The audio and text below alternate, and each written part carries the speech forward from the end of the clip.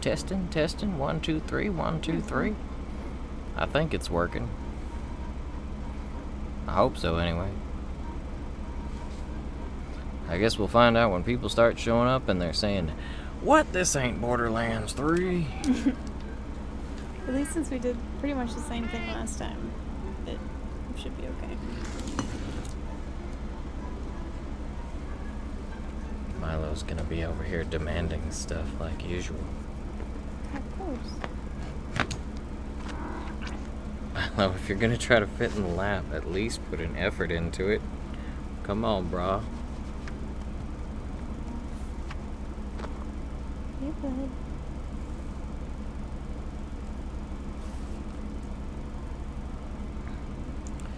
Let me pull up my chat here.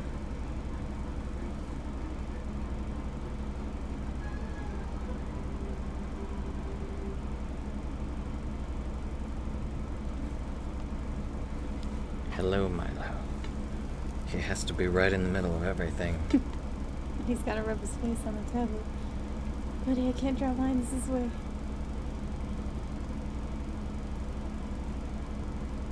Can't do it. I gotta stop.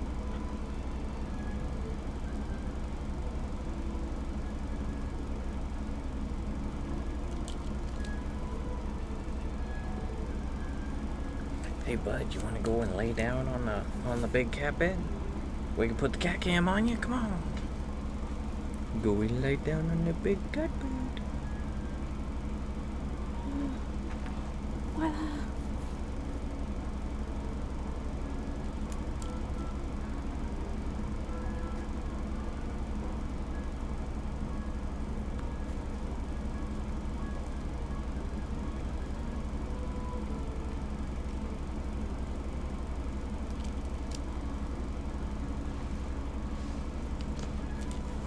Can't work under these conditions. Well, hopefully someone shows up here in a second and says something so we can know that we are live. Because right now, I'm not seeing us on the YouTube app. Oh, dang, no. I'm a double checking.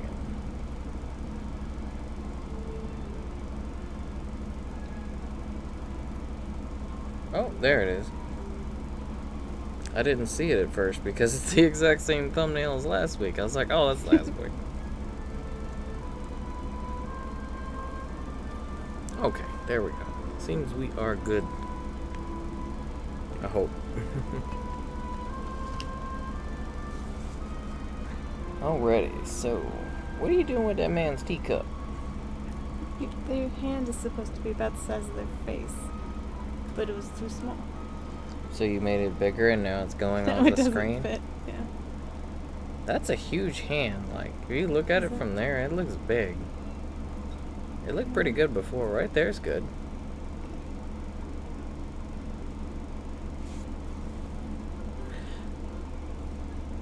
Remember that old mean school trick? Ragnar, what's going on? How's it going tonight? Woohoo! You remember that old mean school trick where someone would be like, there's something wrong with you if your hand doesn't cover your face? Uh-huh. And so they're like, oh, okay, so what do we do to test that out? Oh, just put your hand over your face. And we'll see. We just got to make sure your hand is as big as your face. You put your hand over your face and they smack your hand What if you're into your face. What if you're the kind of person that just does that? They still do it. I put my hand in front of my face like y'all can see, and I just reset the face rig. Dang it. Oh, we're doing pretty good. He's been busy lately. Rick, what's going on? How's it going? We weren't sure if we were going to be able to go live tonight. Our streaming software was giving us problems. Kept saying it couldn't update the stream details, and they were just like, luckily it had an option to just go live, so we hit that and we were like, hopefully they did it.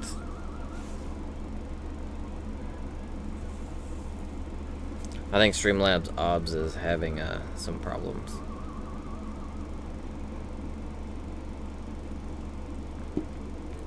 They just had a big update though. you know, everything always has to break itself once it updates.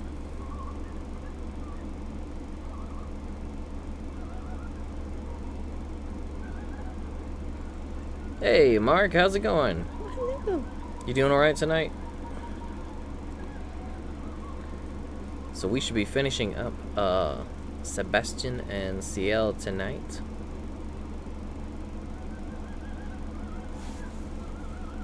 I'd love to get the cat camera going, but for some reason Milo is magnetically drawn to my lap tonight for whatever reason. I think he's feeling cold. He's not normally a lab cat. Every now and then. Long day? I hope it was long in a good way, Mark. Like lots of productivity and fun stuff. Not long day as in bad day.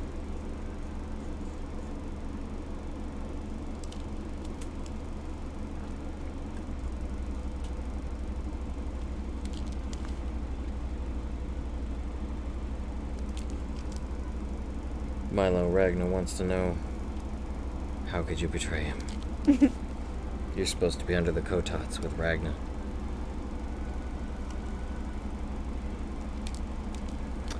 Sorry to hear that, Mark. I hate days like that.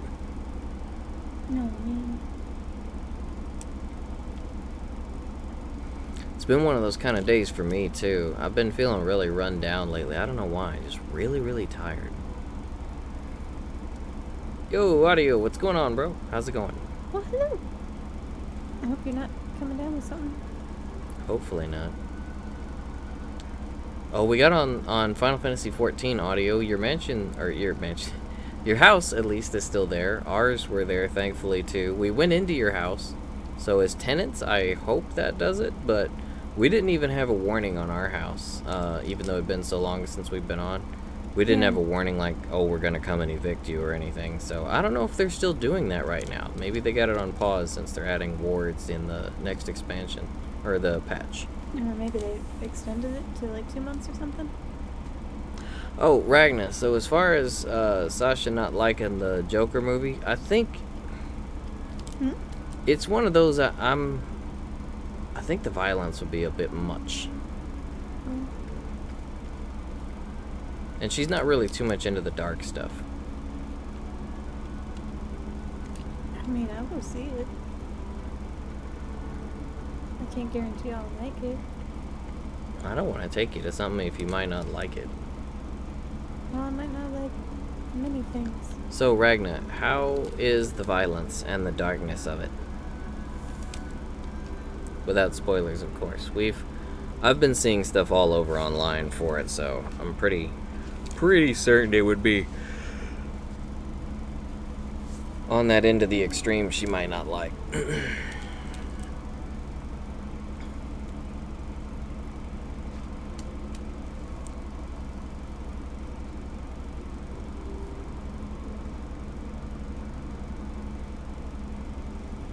Oh yeah, we're still enjoying Code Vein too. We haven't beaten it yet. We've been real busy and we've only been getting maybe an hour or two to play games a day lately, so. But we're hoping to beat it here pretty soon and maybe look up find some stuff that people might be having trouble with and make some videos. We only did the one so far. I think you should make a map of the cathedral. Ugh, I don't. Run this path to get the things. She's talking about this because she sees every time I'm playing because most of the time I'm like going to help other people, I'm looking for distress signals, and almost every time I end up in the cathedral and the players don't have any clue of where they're going, so I end up like as their guide. They always like walk over to me and like spin or make emotes, gestures, whatever, and until I move, and so I have to like kind of hold their hand and walk them through the cathedral.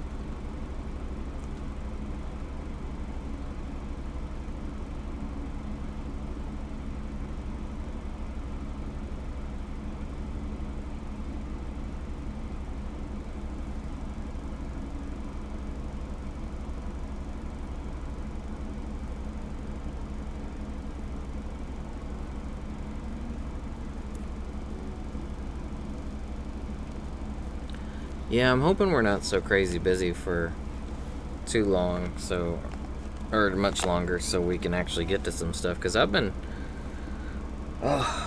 still wanting to beat Astral Chain. I've only gotten to like Act 9 of Astral Chain, and I've got Daemon X Machina that I need to work on as well. Man, Outer Worlds is coming later this month. Can't wait to play that one. It looks really fun. Yeah, we do audio. We need to play that one. Which one? Code Vein? Yeah, Code Vein. Yeah.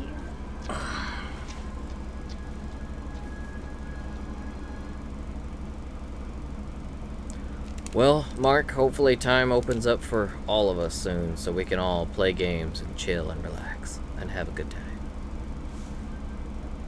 I'm hoping the cold weather comes up, like, really fast, because I've been actually feeling the urge to do a little game streaming, but I've been feeling more like VR stuff.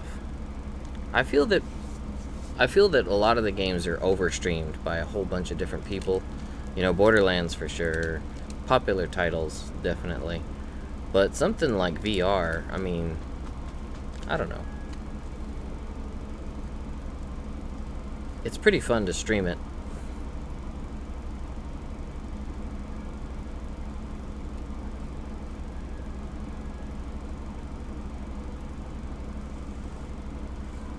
I'm really, really wanting to do it, Ragna. I think I will. It'll be, I think it'll be the third time I bought Disgaea 4, if I end up getting it. But I do love my Disgaea, and Nipponichi collector's editions are actually really, really good. Yeah, they're usually pretty cheap too. Apex and Warframe are good titles, Mark. I've been actually meaning to play a little Warframe. I haven't had time for anything, but I would like to play Warframe. I haven't played it since right after they added Wisp, which at the time was my favorite Warframe. I love Wisp. As soon as I got her and started playing her, it's like, man, this is my kind of Warframe.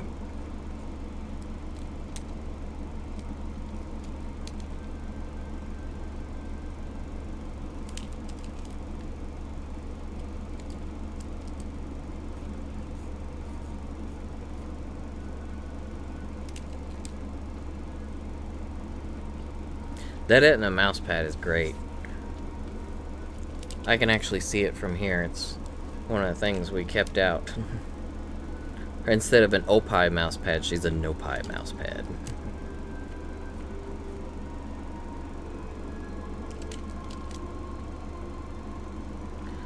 Yeah, Apex should be hitting a pretty popular kick right now, because aren't they? They're going right into Season 3, or has Season 3 already started? I know they got a new character coming for Season 3, too.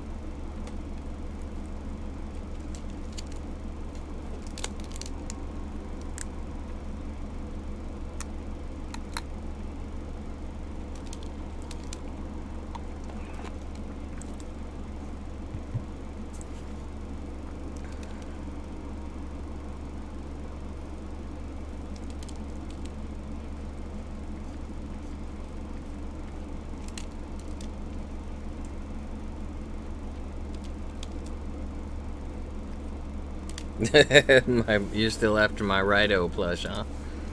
Or my Jack Frost plush. Luckily, my Jack Frost plush is far away from here and far from the Kotats.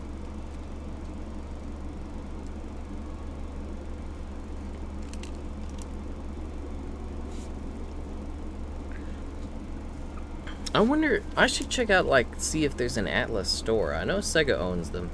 I wonder if there's, like, an Atlas store, though.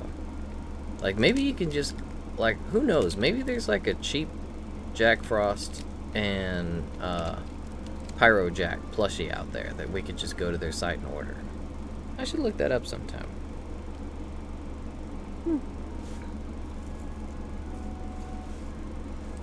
Oh, I forgot to ask what you're doing. You're doing all the dark line work now? Yeah, I'm just kind of touching it up because I haven't looked at it in a week and now I hate it. Huh. Huh.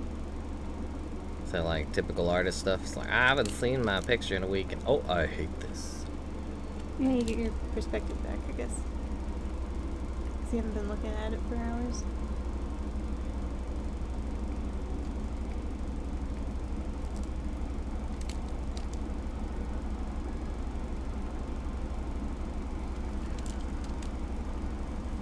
Isn't the level cap audio? Isn't it like 300? And Ragna, I really enjoyed Demon Slayer. I think it's probably gonna be my anime of the year. Can't wait for season 2 to start. Oh yeah, man, Demon Slayer is fantastic. You guys see our cosplay that we're making. That's how much we're interested, or that's how much we like it. We're trying to bring our boy Inosuke to life. Except I think I'm making his details a little bit too realistic. I guess when we put the whole thing together, we're gonna see.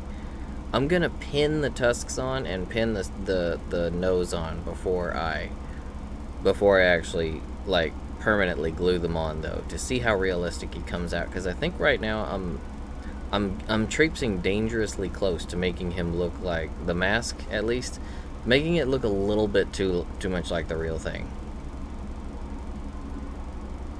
I actually really like Zenitsu, Rags. It's probably got my favorite design.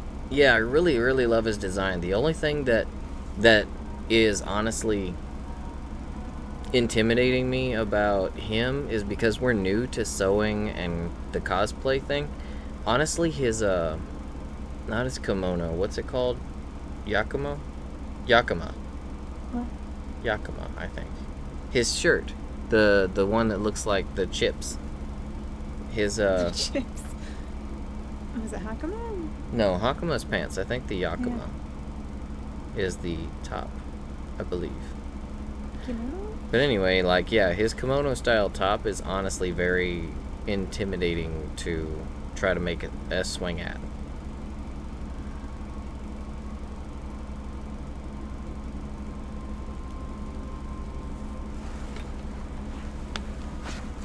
Are you playing Code Vein as well, Rags?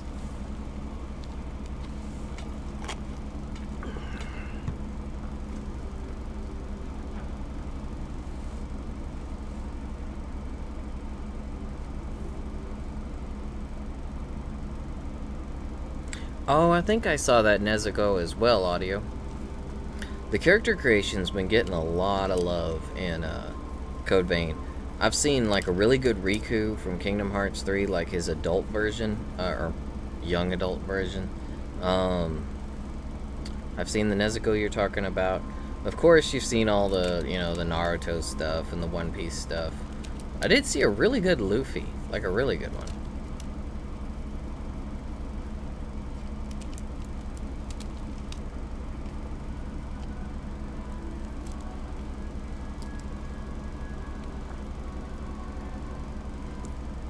But I've seen a bunch of people making a ton of different characters in it. Oh, 2B, of course. A really good Android 18 I saw earlier. Yeah, we're probably thinking of the same 2B.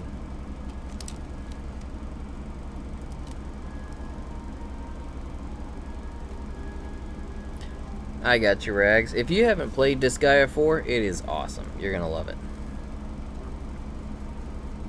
I actually really like all the Disgaea series, but I think the cast of Disgaea 4 might be my second favorite to the first cast. I don't think anyone's ever going to beat Laharl, Etna, and Flan for me.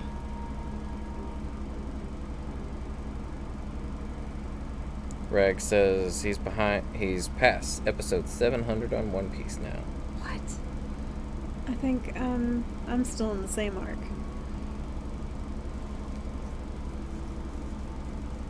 But I started reading the Demon Slayer manga when I normally would watch One Piece, so maybe I would have been past that point. I don't know. Oh, speaking of, guys, I don't know. I think all of you watched Seven Deadly Sins, right? Season 3 just started airing. Oh, dang, for real? Yes, it's time to pirate. Yeah, I guess so, because Netflix still owns that one, right? Yeah, Netflix still owns it, but Netflix is supposed to be moving to a simulcast model here pretty soon because they're starting to get their butts handed to them by all these other streaming services that are popping up everywhere, especially since Disney took their stuff, HBO took their stuff. Netflix kind of lost a lot of its stuff.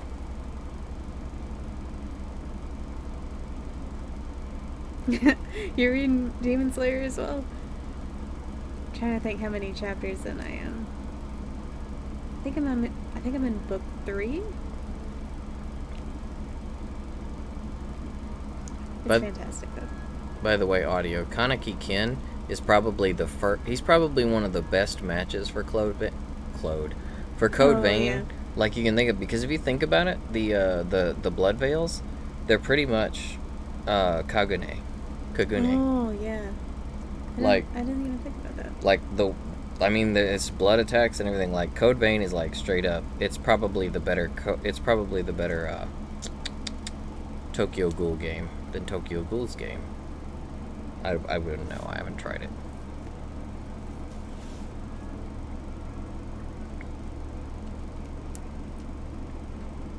From Commonplace to Strongest. We need to watch that one. What's that?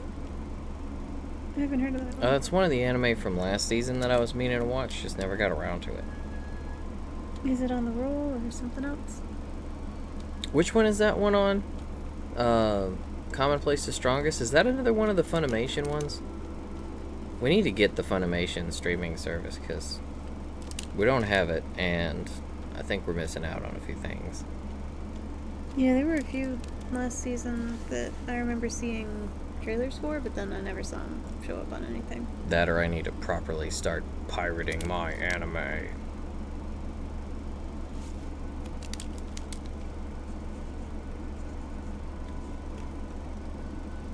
Just pirate all of it.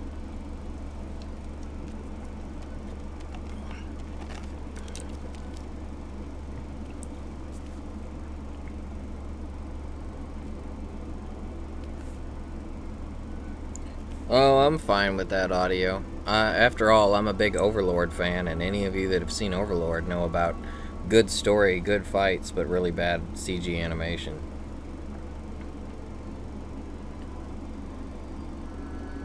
Yeah, where is Golden Kamuy Season 3? They need to bring it out. Oh, yeah, man, that anime was good. Yeah, Golden Kamuy, I think, it's so unique. It's definitely one of the best anime of last year, if not the best one. I'm really enjoying Vinland Saga, too. Yeah, that was a little brutal. I love brutal. Yep.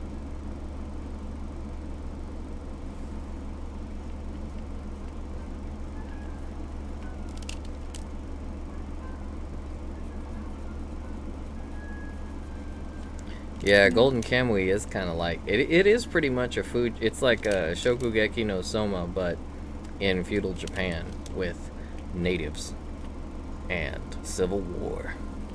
Yeah, +4. And the craziest but most endearing characters ever. Including that taxidermist. Oh my lord. Yeah, they know how to write a interesting character. And all the hot manly bods you can lay your eyes on. I think it's funny how pretty much every bit of the fan service in Golden Kamuy is all the dudes in their muscular bodies. Yeah, you're kind of right.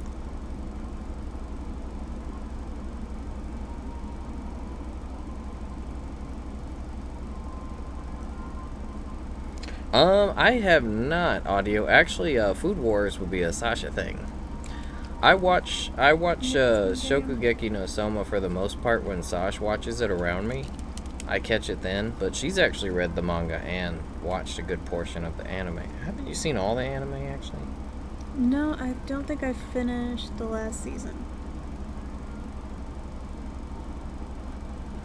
Rags, you kind of just described what could be a lot of the episodes in Golden Kamuy, but I think I know which one you're talking We're talking we're talking the forbidden food party. Forbidden food party. Yes. Yes, that's one way to put it. Forbidden food party episode.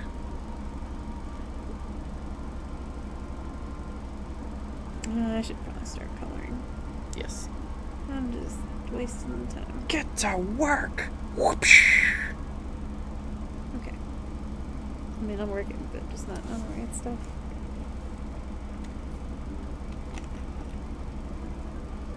I don't think this jacket's gonna get any better. Colors.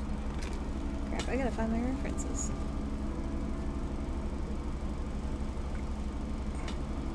Because we're organized like that. Mm-hmm. I had them for last week. Oh no, a lot of these are black and white. I guess we'll use this color scheme. You see how Portia's sleeping on the edge of the blanket over here? Oh yeah? She can't wait for the new blanket. And for the new floor pad. Yeah, she's gonna love it.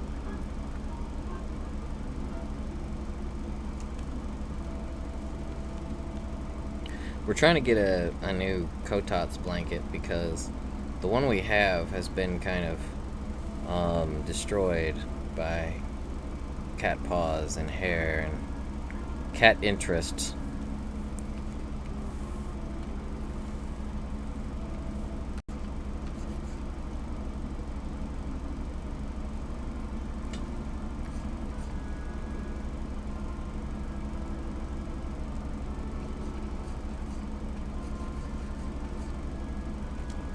Pretend I know what color this bow is supposed to be. Mercy's been around a couple of times recently. Hopefully she'll be able to come and give us a visit. Same for Natsu, actually. Oh, yeah.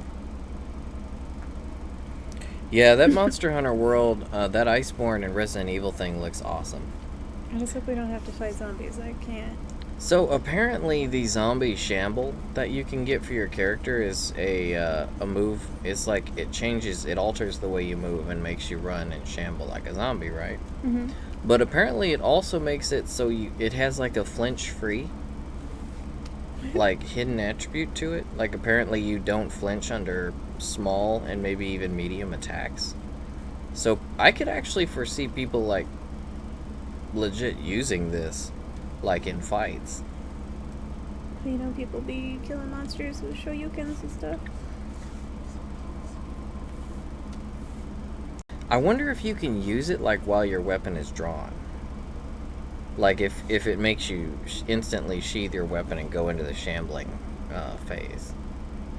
Because if that's the case, that could actually be really handy. Like, say you don't have guard up or something, or you're right in the middle of like you're right under Kulv Taroth when she goes to use her fire on the ground attack, her firefall that fills the area with and keeps hitting you over and over. If you see it coming but you can't get your weapon sheathed and get out of the way in time, like maybe you could use that gesture, turn yourself into a zombie for a few seconds and run out of range. That'd be kind of hilarious. She goes to roast the floor and everyone turns into zombies and runs away.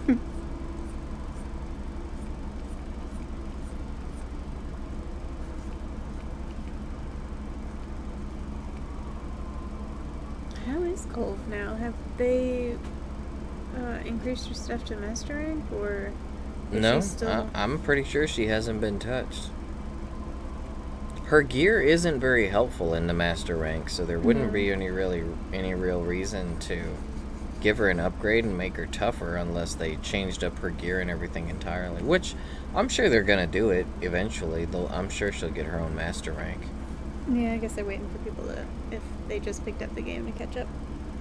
Because they could still use, her gear would be really good for, I can't read that, but thank you for the sub if you're here. Chris Bothwell, I think. Thank you for the sub. We love you.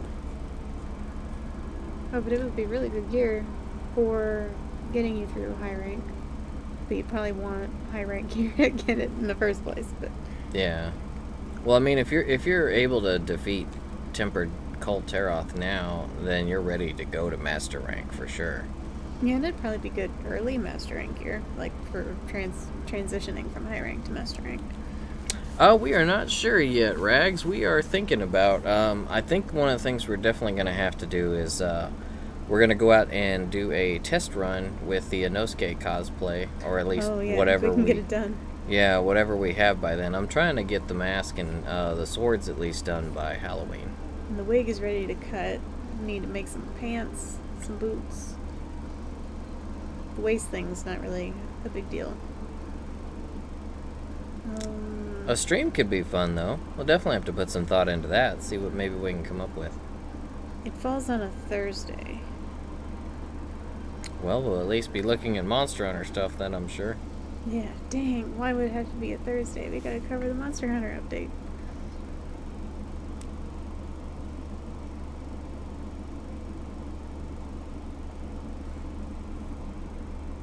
Hey, audience, how's it going? Woohoo!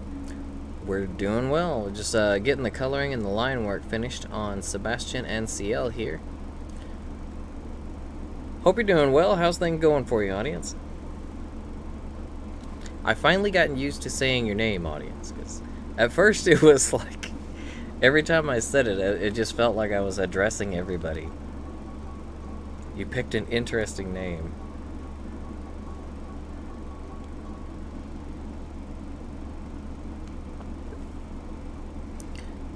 So, Mark, how's your games of Apex or Warframe or whatever you're doing going? Hope you're getting some wins or at least some kills.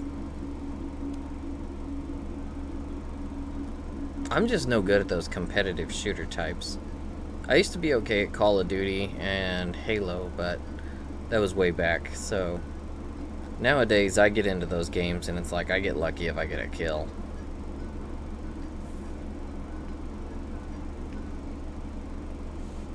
I really enjoyed Overwatch, but I haven't played one of those since.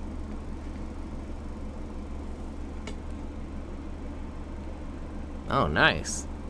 Got the focus then, Mark, if you're able to do that well.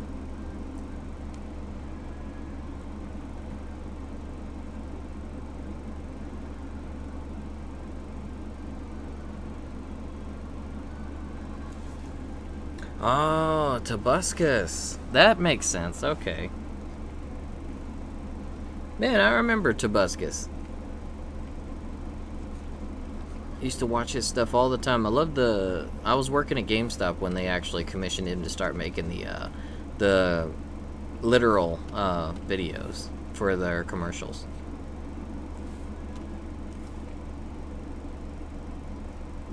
Lead engineer for a project. Dang, that sounds like quite a bit of responsibility.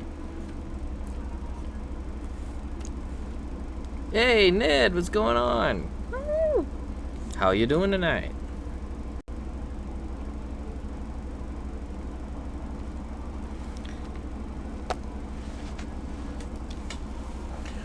Yeah, Mark, I remember a couple times when I was playing Apex, I ended up just having folks carry me, and I felt bad about it, so...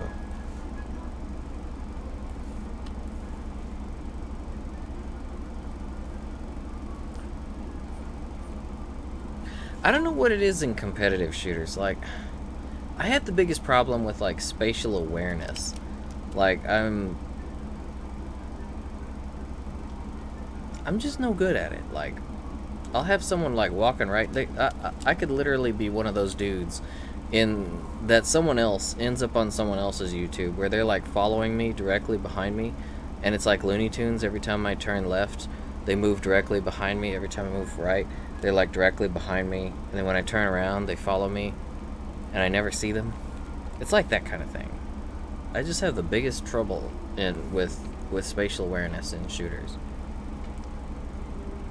Unless it's VR. In VR, I love shooters in VR. They're great.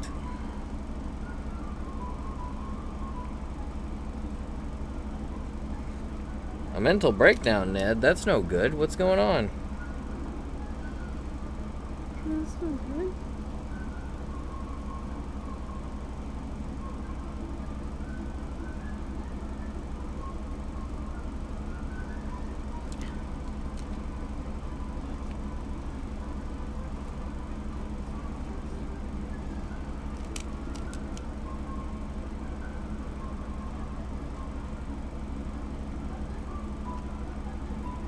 Yeah, I think that's one of the things, audience. I don't play them with headphones on usually. Now, if I am playing VR, I always have headphones on because the immersion, it's just amazing. But for the shooters, I don't know.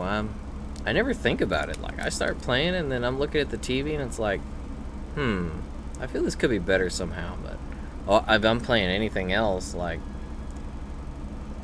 anything else though, headphones are right on.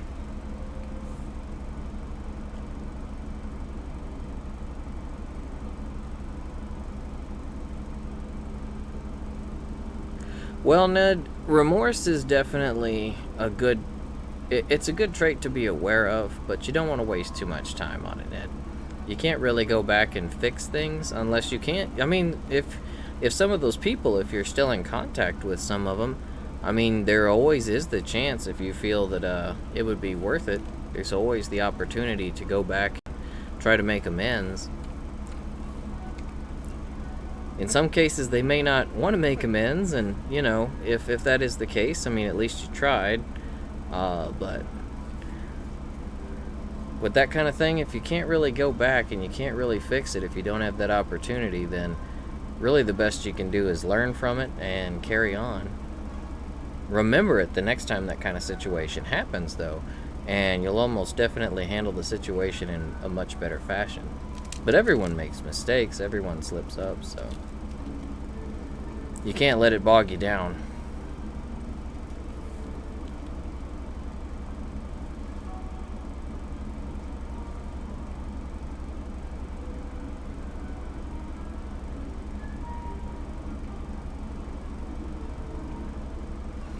How did it go when you apologized? Was your apology accepted, or are they turning you down?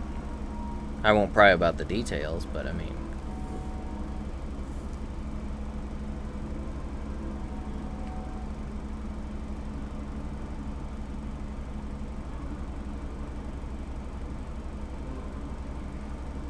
yeah, audience is speaking some truth there. I mean, beating yourself up over it.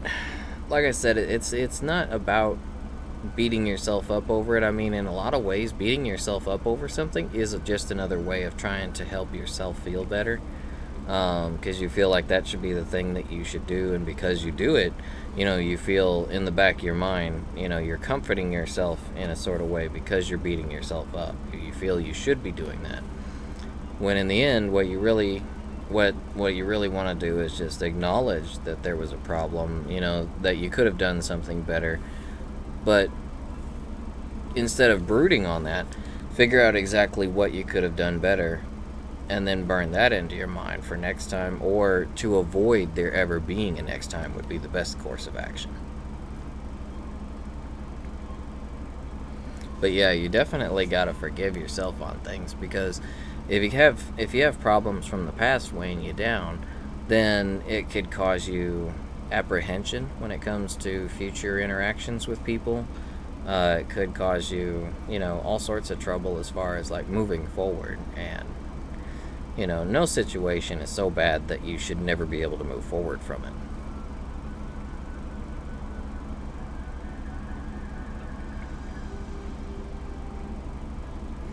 Then think about it like this, Ned.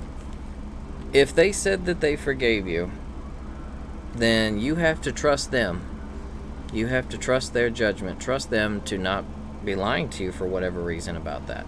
And if you still feel badly about the situation, then think of it like you owe it to them to make sure to learn from the whole situation and make sure it doesn't happen again. Or if you see it happening with someone else, or if it does happen with you again by, whatever, reality happens. People make mistakes more than once, believe me. So if it happens again, then you owe it to them to make it right, or to do your best from using what you've learned to fix it.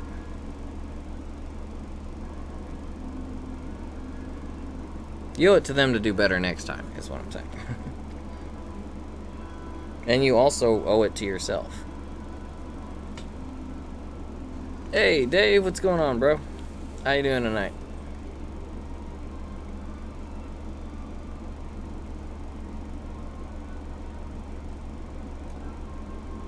So, are they actually bringing it up again, Ned? And if they are bringing it up, is there a context that's repeating itself, like a pattern to it? Like, are they bringing it up to make you maybe manipulate you into doing anything, or like in their favor? Does it seem like they're using it to their advantage, that sort of thing?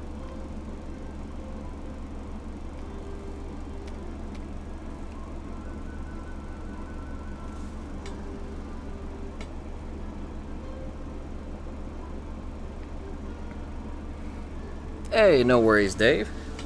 Sounds like a good game date to me. I don't think tonight's gonna be a very long night anyway. We're just gonna be doing the coloring on this one. So once this one's colored and finished, then that's pretty much it. Since we did the first half last week, which it's kind of the hard half, or would you say the coloring is the hard half? No, I definitely think line art's harder. The line heart? Yeah. Line art, lion heart?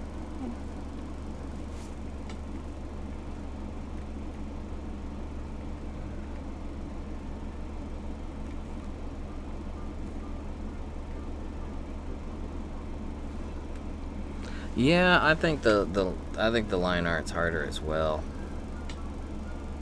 Yeah, it's like the foundation of your drawing, I guess. Of course, if I draw something, I don't color it anyway. Haha. That's the trick.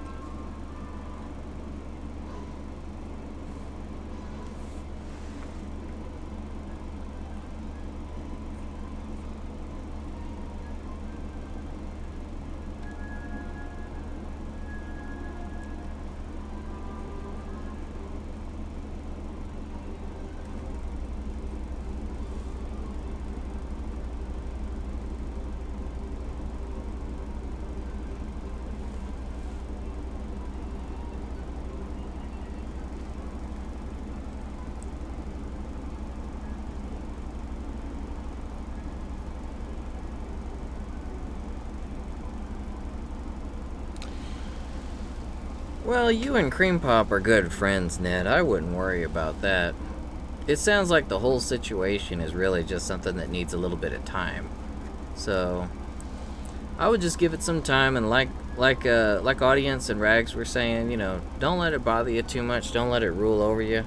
And as Audience was saying, if anyone does hold that kind of thing over your head, not just this situation, but in any situation, once you've apologized and done your best to rectify it, I mean, that's really all you can do, so.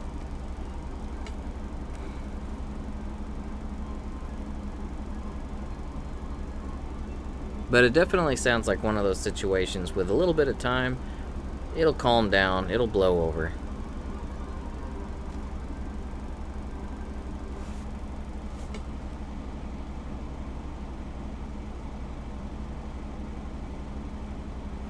Oh, you're playing Second Son, Dave? It's funny you mentioned that, because I've actually always thought I should go back and give that one a try. I got it. I got it for it was in some promo. I got it for free. So I never bothered to open it. But I always thought that I should, because I kind of like those just fun, open world, you've got powers, now go do what you will with them sort of games. Like Prototype. Prototype 1 and 2 were some of my favorite games.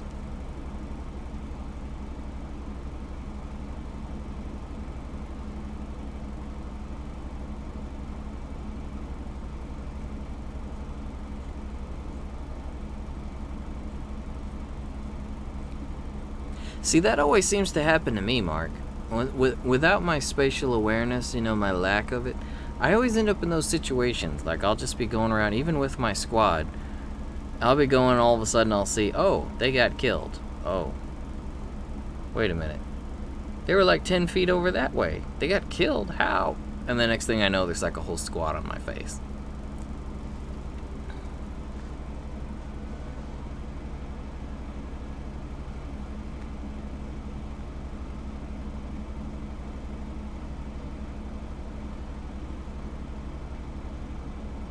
Yeah, it's pretty rare that there's actually an open world where I want to do all the side stuff. The ones I can think of would be Prototype or Saints Row. I love doing all this spare stuff. I did everything I could in Saints Row to make the game last as long as possible, and it's never enough.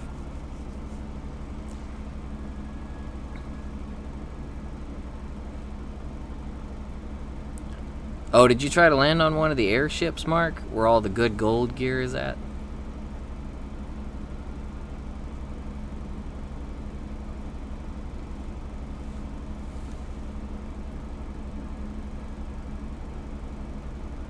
Hey, anytime, Ned. That's what we're here for, is, we're an internet fam. We help each other out.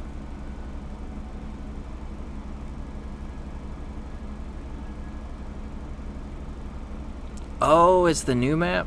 Wait, there's no airships in the new one? So are there still, like, places you can land, like in the old map? Where, oh, it's a train now instead of an airship?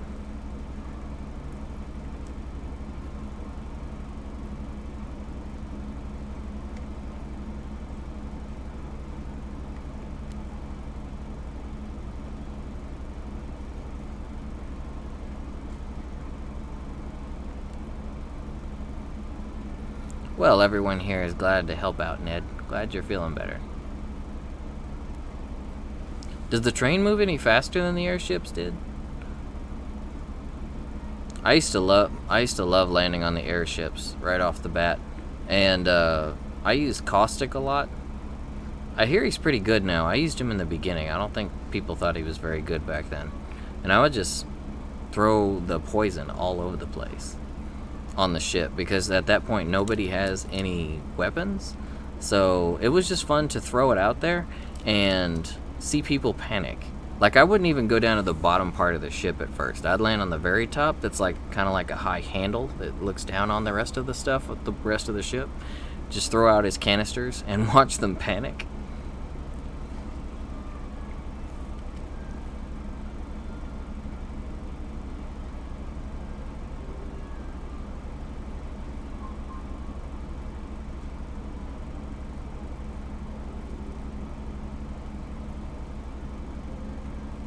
The main reason I actually picked Caustic in the beginning is I love any character that can set traps, proximity traps, that kind of stuff. I'm not a fan of big melee or big in-your-face gunning kind of thing. I'm more of a subterfuge kind of player. So that, and his voice actor. He's got one of my favorite English voice actors.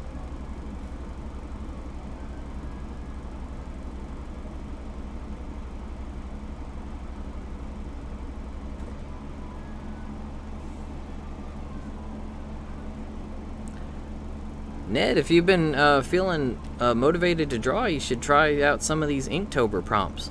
Yeah, it's fun. Sash says it's fun, but every day she's like stressing out and asking me, "What should I do for today? What should I do? I need ideas." I don't have any ideas. Once I got an idea, it's fun.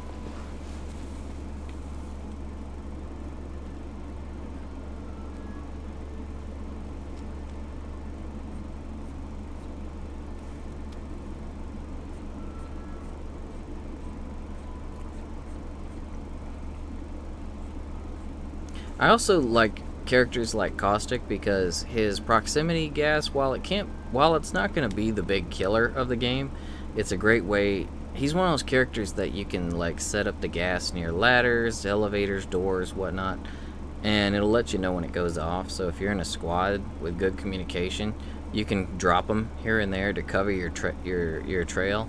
That way, if anyone does happen, it's like if you will know if they're within proximity of you, and you can let your team know, and then they can do all the shooting for you while you miss. But the gas doesn't miss. I like that the gas it hits if they're in it.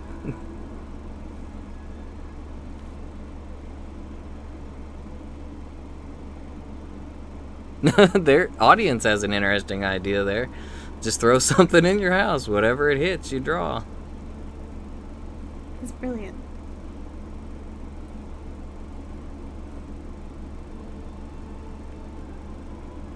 Just go old school, wet some paper towel and just cover your eyes and fling it out and see what happens. Then you open your eyes and your cat's sitting there mad, covered in wet paper towel. What if it hit something boring, like a blanket? You draw that blanket as a cape on a superhero, or better yet, draw it as the side of a tent that's at a camp of dragon people that are trying to escape their pursuers, who are trying to sell them back into slavery. I wish I had your imagination. That's imagination. How That's do you- just stuff how do you that get popped from- into my head. Right? How do you get from a blanket to that? Like, my brain is just like, blanket, that sucks. The blanket could be anything. No more. It could be a tapestry in a castle. It could be a flag. It could be, like I said, the tent. It could be the doormat of the biggest giant foam man in the world. Oh, man.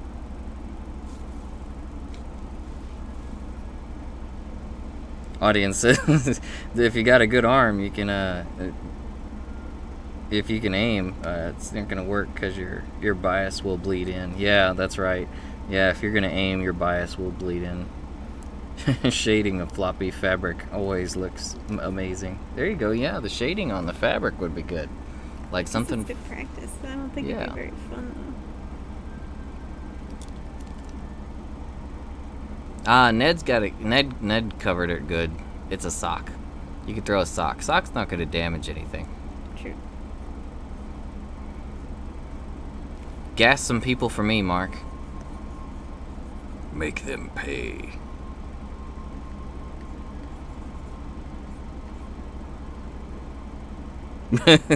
Yeah, don't let yourself get killed, Mark, by being distracted with us. Gas them all.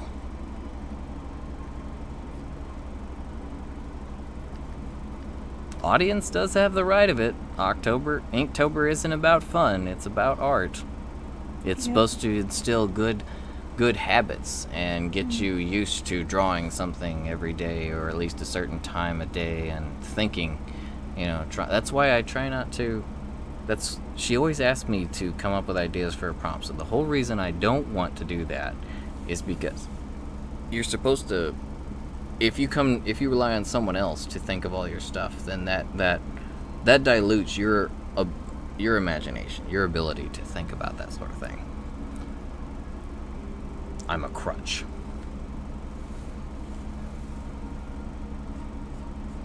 I'm just a doodler. I don't have ideas. What is today, Frail? Yeah.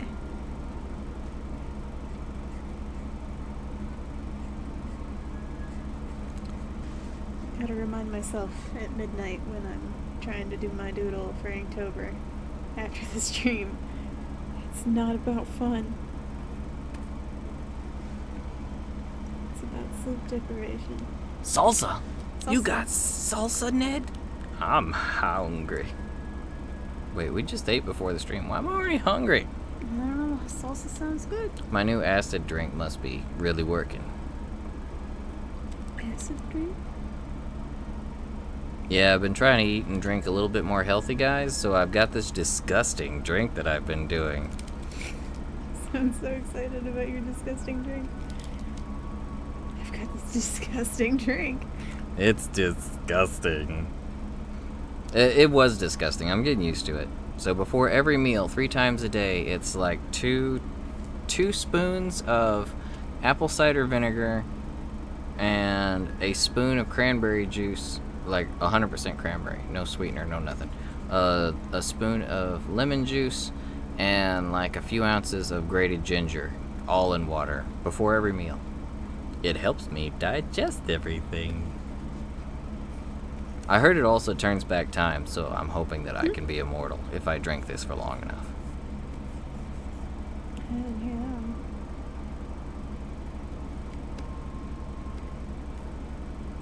It's the good kind of acid, audience.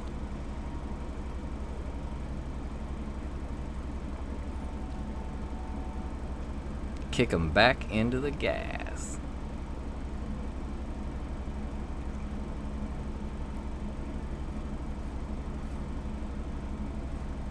Oh yeah, I brush my teeth after each time, audience. I might start drinking it with a straw though, just to make sure that it doesn't hit the teeth. Yeah, that might be a good idea.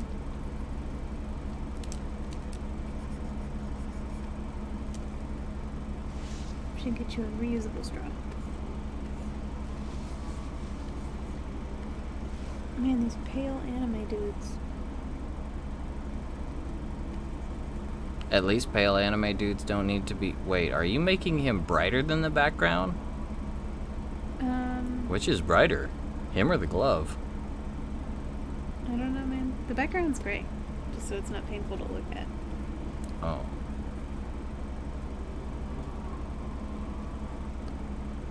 Are they that pale? They pay. Like, if you look at them in that picture on the TV... Oh, crap, you're right. They're, like, white. Like... The vampires. What's his name? They made out of toothpaste. The same toothpaste that comes after my acid Who's drink. this guy again?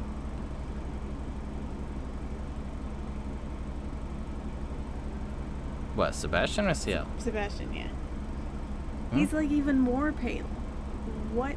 I don't... How does it get paler than this color I'm already using?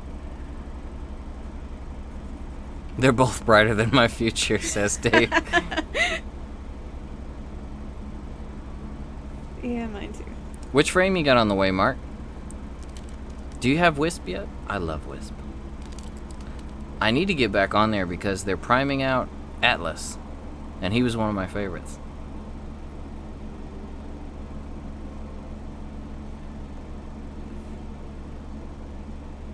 Refried beans mixed with salsa. That sounds pretty good. Spicy beans.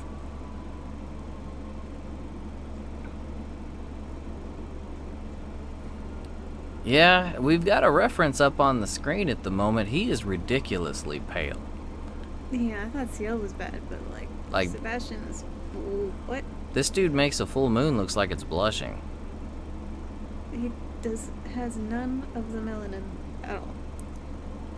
He makes white do a double take, like Yeah, the color but- white. Jeez, dude. What? I don't know what to do for that face. Yeah, I love Atlas, Mark. He's actually really, really good if you're doing anything that you have to defend a point, because he can completely shut off choke points. It just doesn't even look human. What? And then when he calls in his big rocky parents, or if you use that one mod that turns him in from 2 golems into 1, then he's like, you've got to talk to my big old dad. Yeah, his big old dad doesn't play around. Doesn't look human. Maybe that's...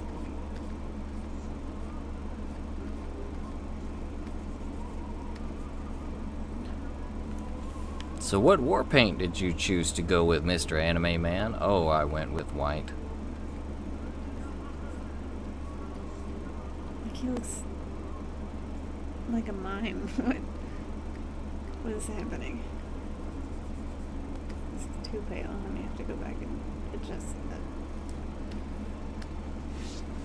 Audience was wondering your plan for what color you plan to use for highlights on the skin, or the color's gonna loop back around to black.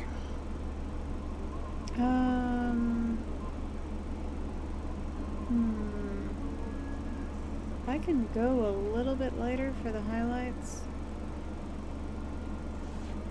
And I'm gonna add some shadows. I just have to go with straight white. I don't know.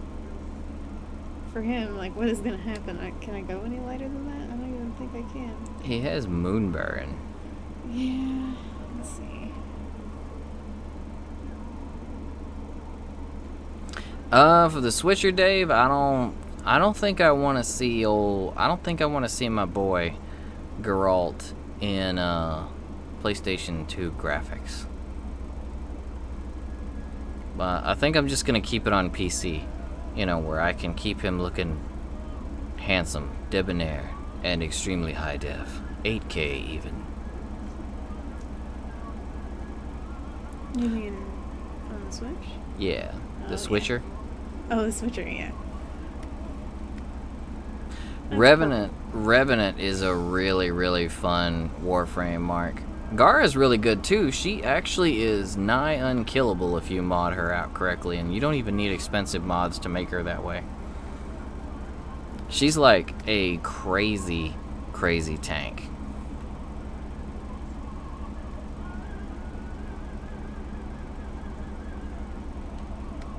I think I'll just watch maybe a video or two on Switcher. I don't think I want to put myself through the punishment of killing, little 12 pixel neckers. I'm really worried about the frame rate in the Switcher. I'll be honest. I'm worried about that frame rate. It's probably going to dip down to like 8 or 9 frames every here and there.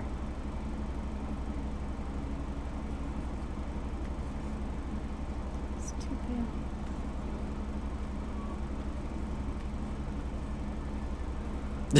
bad. But Ned, it's the #1 listened to song, the longest time running in history. Like it even beat Despacito.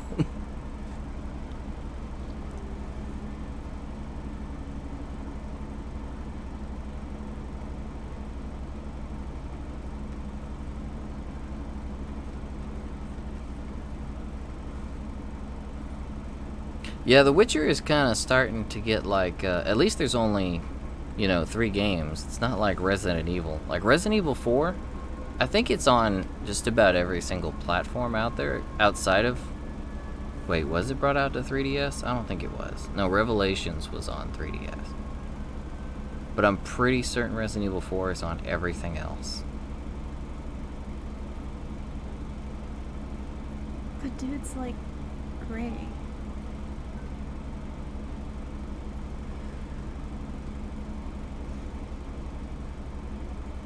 So maybe when you do his hair and everything, it'll highlight the white better. I think it's funny that you're like using the same white for their gloves that you are their skin. What? No, I'm not. You're not? No, I it's thought. like blue. Oh, you tinted it a little bit. Okay, I see. But I'm struggling with his colors. 'Cause, like, Is that a teardrop you just put on his face? That's like the biggest cry ever. life's hard when you're gray. Like, look at his... He looks dead. Maybe with all the other colors, he'll look more lively. It's like the same color as the background. Mm-hmm. Maybe I need to make the background darker. My cat desk? Hey, Cream Pop, what's going on?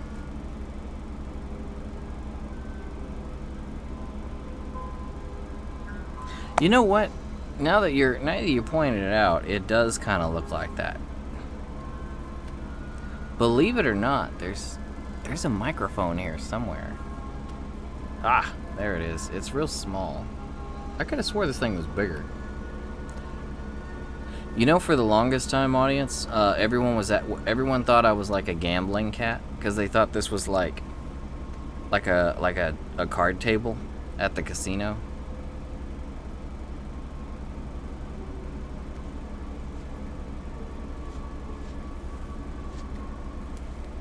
So when you turn the lights out?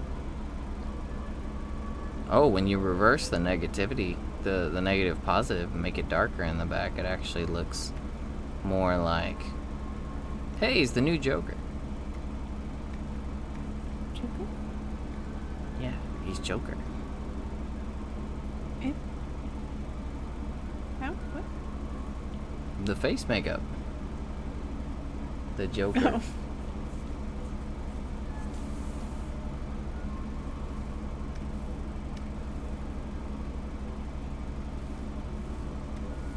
You're officially old, Dave? What makes you say that?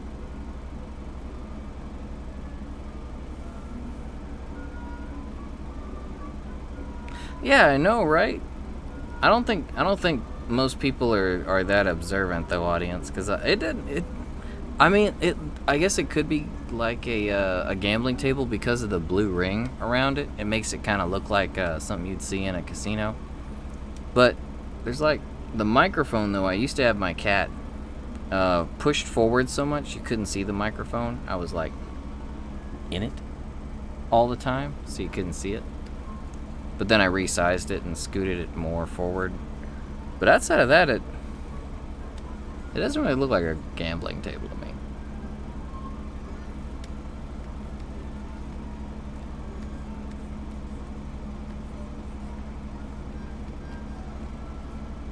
Oh, I know that feeling, Dave. I held my second nephew when he was the day he was born, raised him up and everything as my own, and to this day he's definitely when he turned adult age for that, driving and all that. Yeah, I felt old.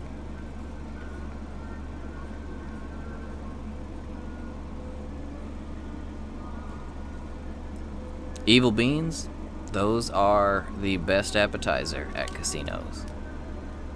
What? Evil beans. Evil beans? Alright, audio. Thanks for dropping in. We'll see you on the next one. Take it easy. Later.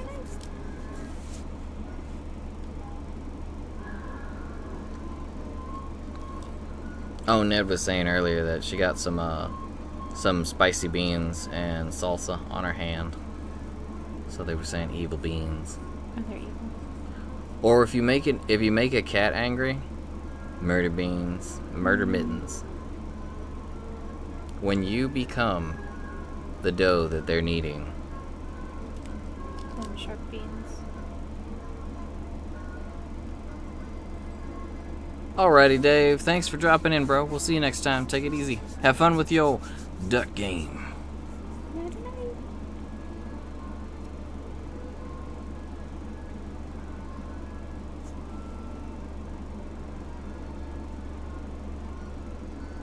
I'm surprised no casinos jumped on that. It'd be pretty cool if there were some casinos that did like a Cuphead collaboration. But I guess the gamers that would be going to a casino probably wouldn't, for the most part, most of them wouldn't really appreciate a Cuphead collaboration. Maybe there's not that many gamer gamblers. Yeah. Busy with their loot boxes. I was loot boxes or our own gambling.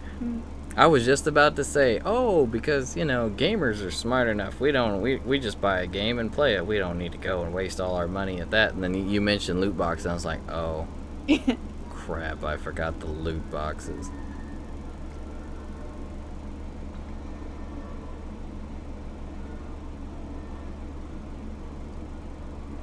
Oh, no worries, Cream Pop. If you gotta go, you gotta go. It was good to see you, though. Have a good night.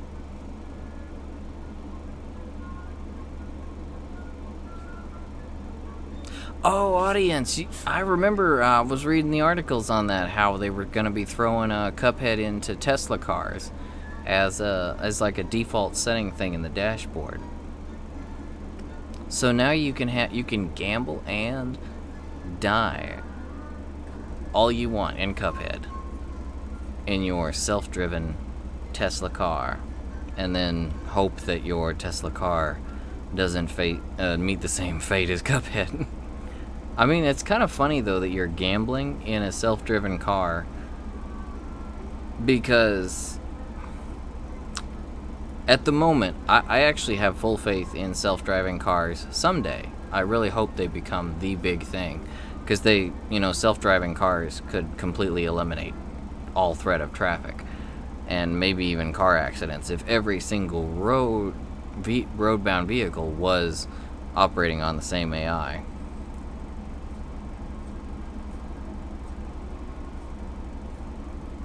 Teslas don't get a lot of memory, really? Tesla's being the height of vehicular technology right now. It just seems funny, like, memory is a problem?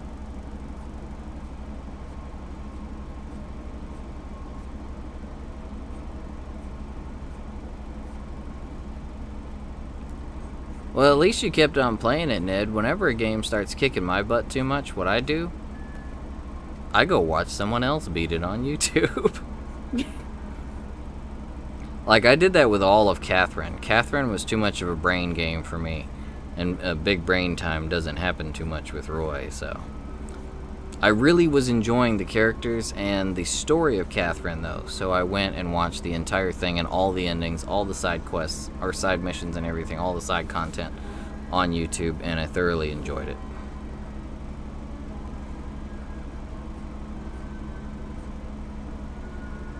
Yeah, I really like driving as well, audience, but can you imagine, I mean, if they ever were to get... If they were to ever make it so every single car on the road was a self-driving, AI-controlled, and the same AI algorithm and everything was controlling every vehicle on the road, traffic, accidents, and all that stuff would pretty much become a thing of the past. Because the cars would flow on the roads like data flows. It would just be every single car would know what every single other car was doing ahead of time. It would plot out everything. You wouldn't have traffic jams or anything anymore. But, I mean, who knows if that'll ever happen.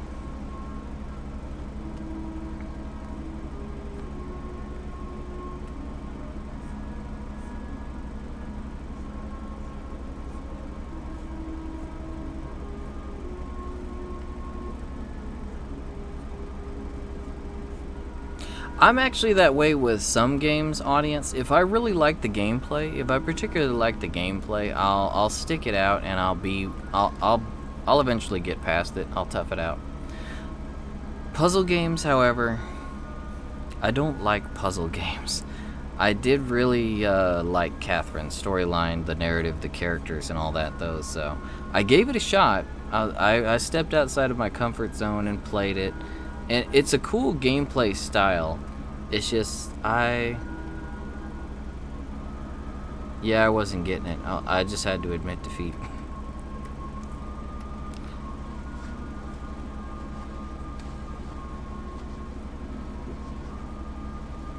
Aw, alrighty, Cream Pop. Well, we'll see you next time. Have a good evening. Night night. We'll put the art on, or this picture on the Discord for you later on, Cream Pop, when we're finished up with it.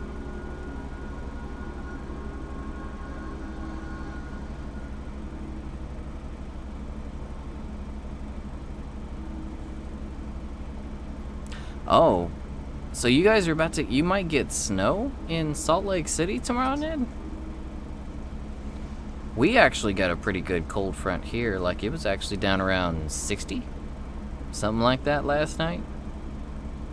I'm honestly I'm not entirely sure why I have the fan on in the background, but I think you guys are used to it, so. Although during the wintertime, you guys are probably gonna think our stream sounds eerily quiet because the fan won't be on. Take care, Cream Pop. Have a good evening.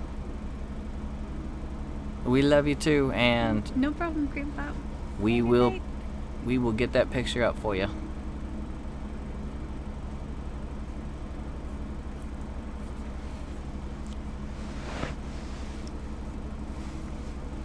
Yeah, we were trying to figure out when we're gonna get to the fair. Hopefully next week sometime, based on the weather, but it's been bouncing around so much.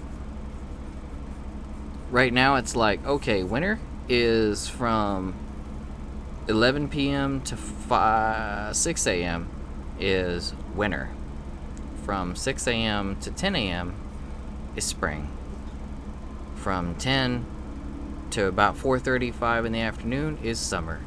And then you get fall between whatever time I said was the start of winter, you know, between that 4:30 to 11. That's it. That's the ticket.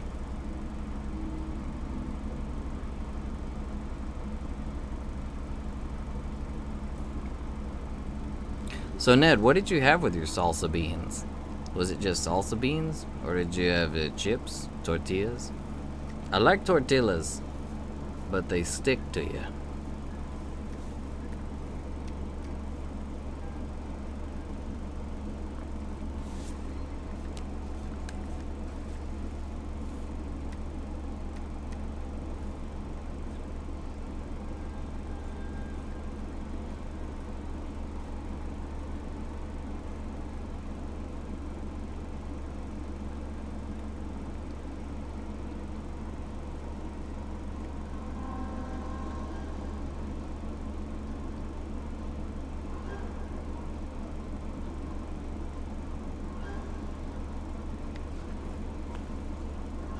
tortillas sound good. Ah, you got me with both of them at once. Tortilla chips.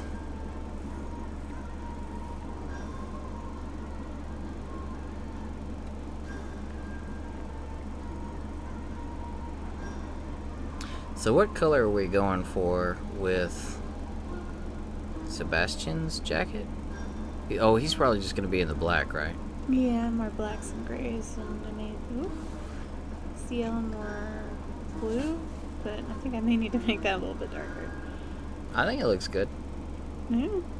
Yeah. Okay. You know, the way you've got Ciel right now really makes me think Persona 3.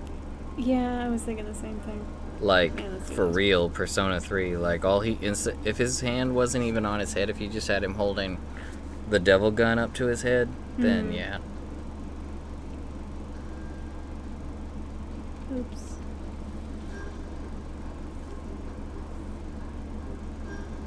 Oh, Ned, you guys were looking for new anime series to watch, right? You guys have already started, you've seen Blue Exorcist? I would also really recommend Demon Slayer. I think I have recommended that. Demon Slayer's good. Oh, buddy. But Blue Exorcist is one that's already completed. Demon Slayer's ongoing. Oh, man. Oh yeah, My Hero Academia starts this week too. On Saturday. Woohoo. Oh crud, when Audio was here and I forgot to bring up Rajang tomorrow. Oh, you're right.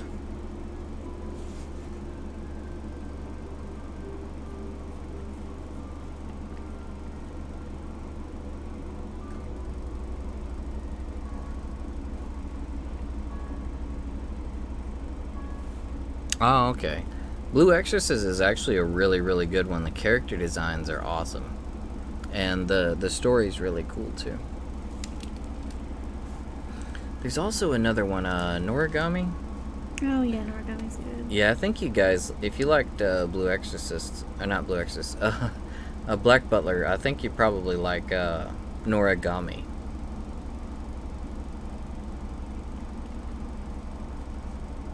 Dang it.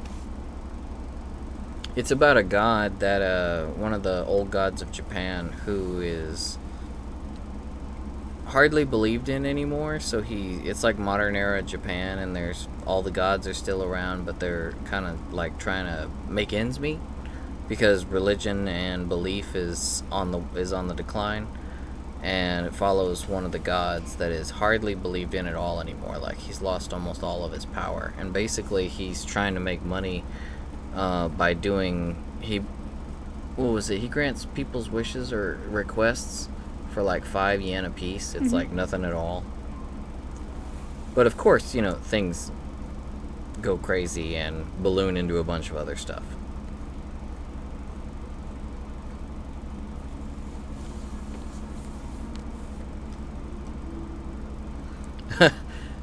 So someone in your class said that they needed an exorcist, followed by a scream. I would say maybe he needs a little less sugar. Because I know whenever I feel like I need an exorcist, that's usually what I need. It's just a little less sugar. A little less coffee. So I get too much coffee, and boy howdy. I'm on the wrong layer.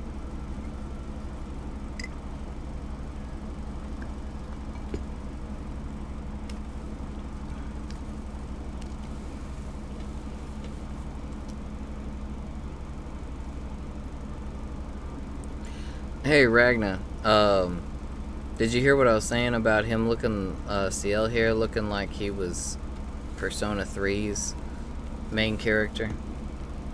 What's his name? He's just missing the gun to his head.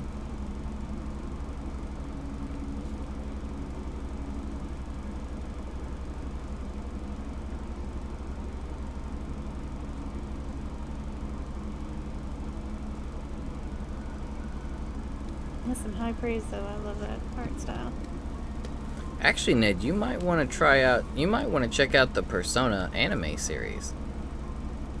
I know you're not big on games, but the anime is actually really cool too, and it pretty much covers the game. So.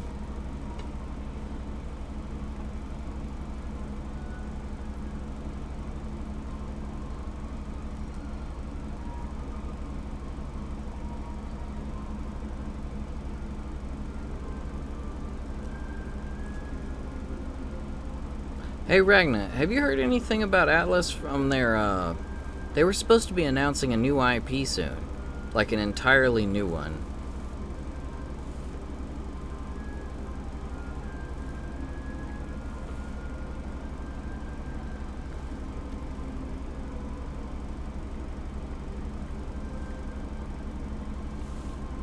That was one of the best things about school is the funny things you'd hear from your classmates. Although the good thing is if you find a decent job after school, then you can find decent people at any job, be it a decent job or a bad job. But I found a lot of cool people that were it was almost like school kept going during some of my jobs.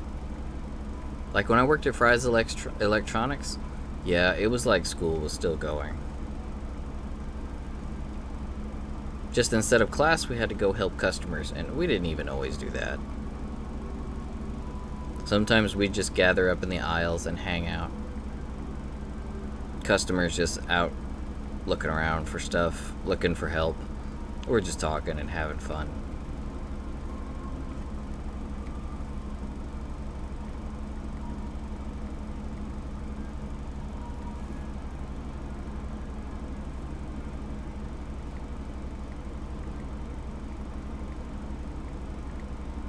Oh, that's what it's called. Project Refantasy. Yeah, I can't wait to hear more about that one. And you just reminded me, Catherine, I need to go and watch Catherine Full Body's story. Because I think I'll probably watch the entire story again. Because I really liked the story of Catherine. But it was so memorable, I'm pretty certain I can remember everything that happened with Catherine.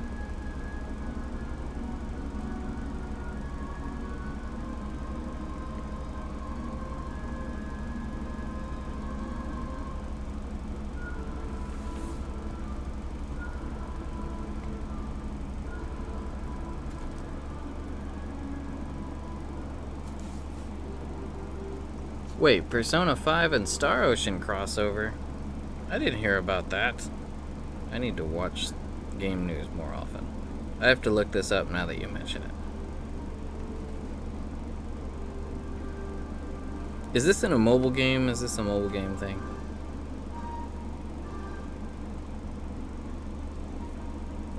Oh, it's for Star Ocean and Amnesis? Man, it figures. I don't play that anymore.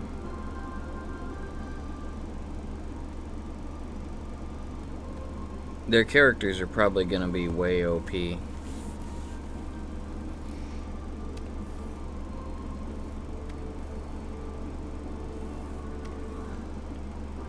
That's a smart move though, because Star Ocean and Amnesis was not popular from the get-go. I played it for about a year after the game came out, and all I ever saw were the audience was just fading. Like, I finally had to stop playing because I couldn't get help anymore. Like, most of the events I would go and I would just be matchmaking forever.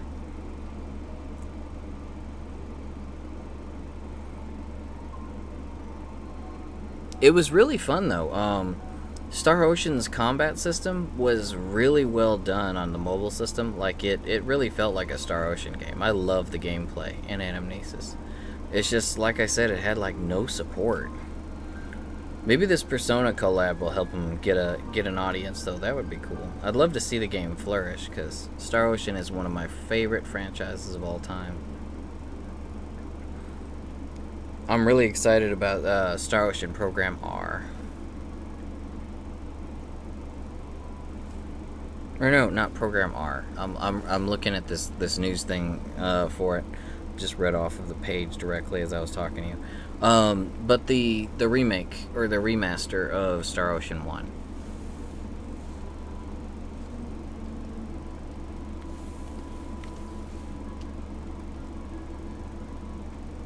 Although I get pretty giddy at any chance I get to play a Star Ocean game.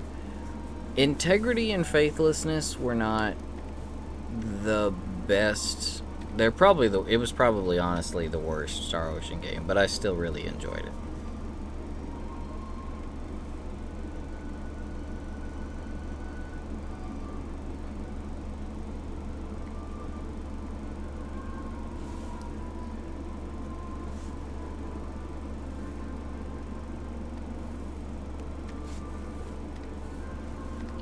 Man, that's great, Ned. I wish anyone would have known what anime or manga was in my schools.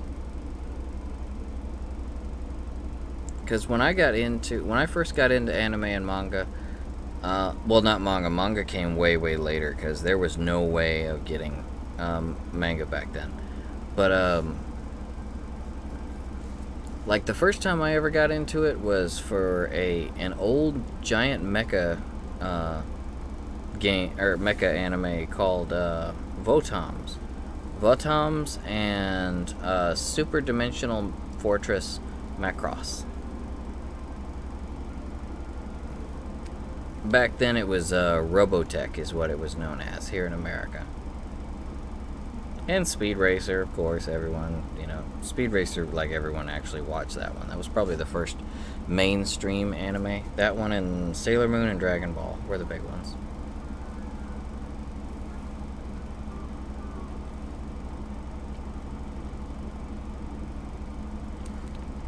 Your school library has manga? Really?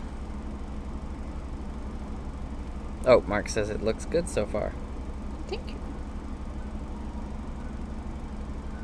What? School libraries have... Man, I remember school libraries and we barely had computers. That was back when they were still called Macintosh.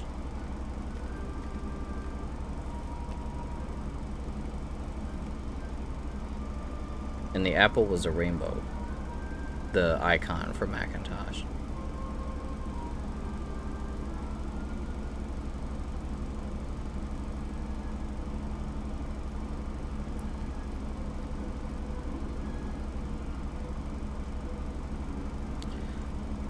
The big books that were popular when I was going to school were Goosebumps. And I think Goosebumps is actually still going. Is it still going? You guys still have Goosebumps, right? And are they still writing them?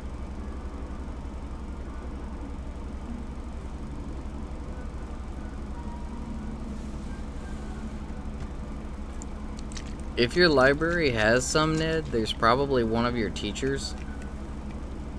Well, you know what? I bet it was stuff they confiscated from kids going to school there. They probably confiscated it. That or they found it in the cafeteria or something and had it lost and found it for a while and no one came to claim it, so they went and threw it in the library.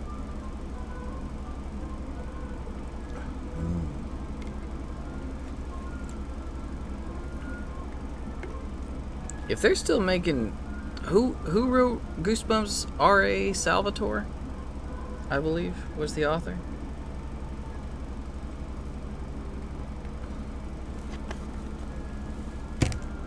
Let me look it up. That's right. Google is my eternal information slave.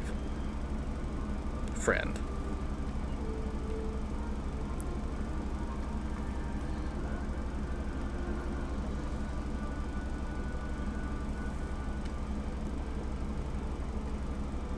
Goosebumps books. Novel series. 1994. Oh, it was R.L. Stine. I'm stupid.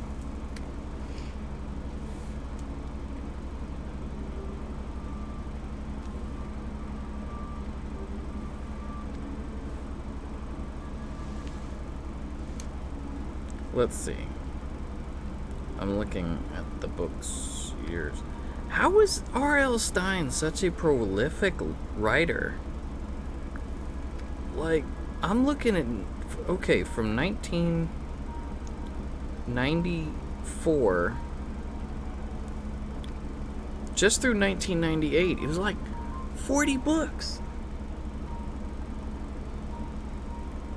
That's entirely too many. What? When was the last book published?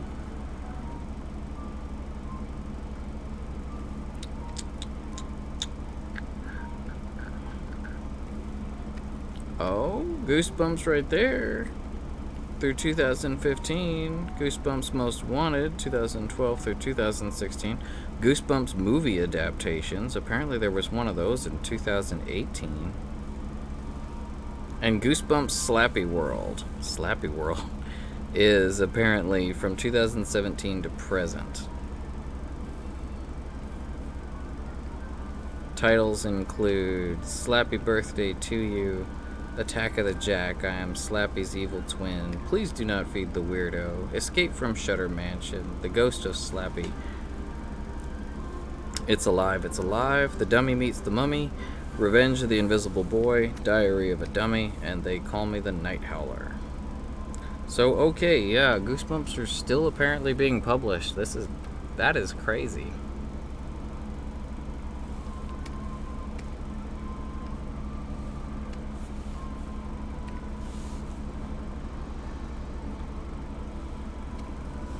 I remember, what was it? I think the Mask was the Goosebumps story that got me the most. That's the one that I remember the most. Let me look it up here. I think it was just called The Mask. It was one of their oldest books, though.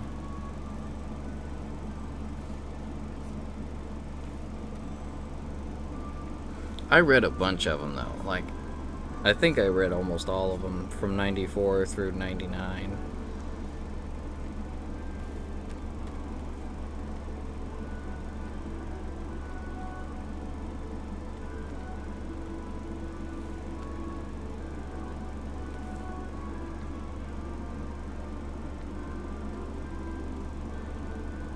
I don't see that book on here. I remember you used to be able to get like these big boxes of Goosebumps books, and I don't know what was with the marketing. This was one of the first times where marketing was actually the reason I got interested in something. Because I don't know what it is when you get Goosebumps books together and line their spines up, like the colors of all the Goosebumps books spines together, I don't know, they make you want to buy them.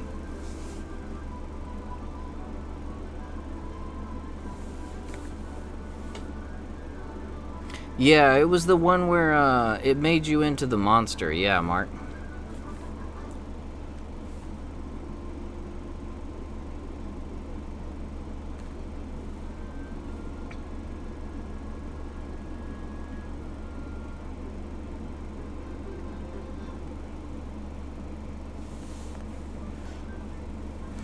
Yeah, because I remember the kid, like, had the mask. And if I remember correctly, he was using it to scare people and to play tricks on people. And then it was all fun and games until the people banded together and started to try and hunt him down. And he tried to take the mask off and he couldn't get it off. So he was, like, facing this existential crisis of, like, does he still keep going even though he basically has to live as a monster now because he can't get the mask off?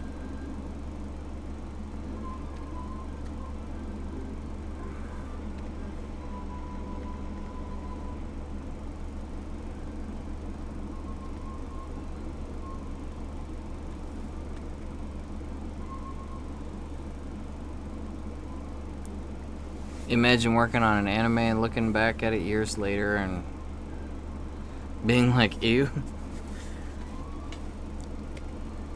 I think that's like one of the favorite pastimes of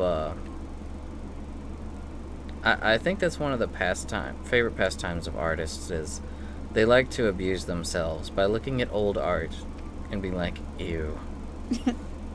I'm crying. Just cringing. and Say just cheese looking. and die. I think I remember that one actually. That one was like a haunted camera or something, or a lens. What was it? Like, I think it could capture your soul or something. The pictures could. Like, it was an old-fashioned camera that, if it took a picture of someone, it could like capture their soul or their life or something.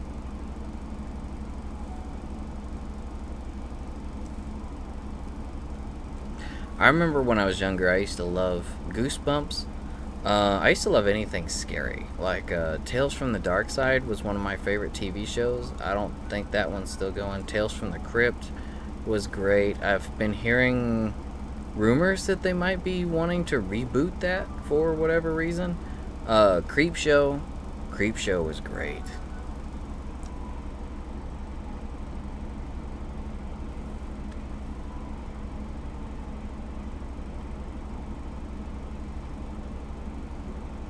Oh, that's what it was. Okay.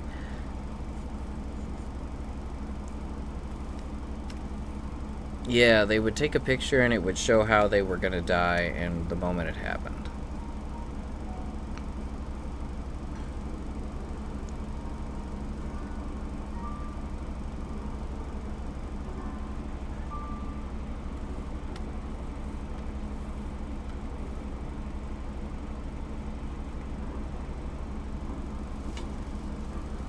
I actually like looking back at old art. Like, whenever I would look back at old pieces, I would just kind of, it would just bring back memories and, like, I would reminisce with them.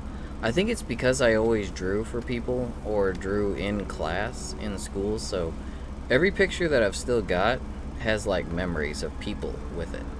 Like, I would remember, if I look back on old pictures, I remember whoever asked me to do it and why and where, the class and all that, the setting and everything. So, like, every picture has a story to it. I can't say that I'm fond of the art, but I'm at least at the point now where I can look back at my old stuff and see it objectively for what it is. Like, I'm better now. But hey, look at that. That's funny I made that mistake.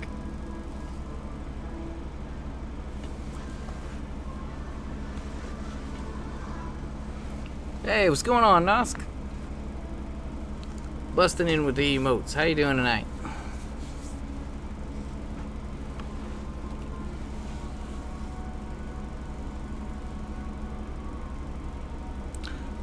Monster slime. I'm trying to remember that one. It sounds really familiar. Oh. Man, like, I was reading these books as they were new. Let's keep that in mind. So this was about 20 years ago. Monster slime.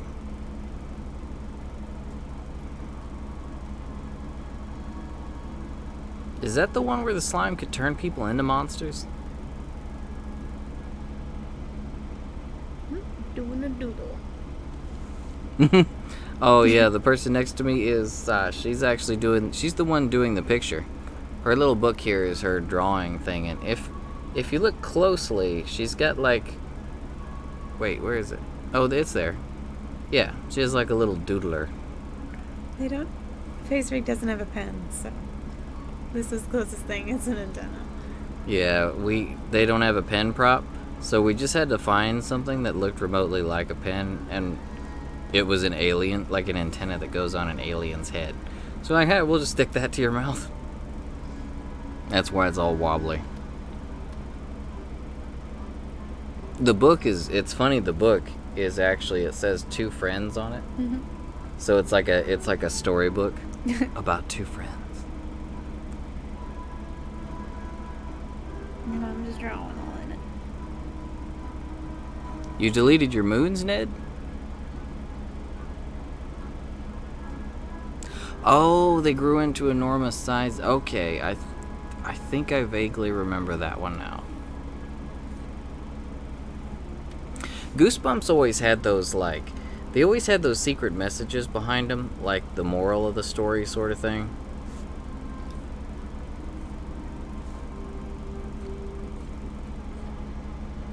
Oh, you always thought it was a pencil mark? Well, at least it's serving its purpose then. Yep, either one works. I should actually go and check on Face Rig's props. I haven't looked at their stuff in quite a while, and they update regularly. There could be all sorts of new stuff there I don't even know about.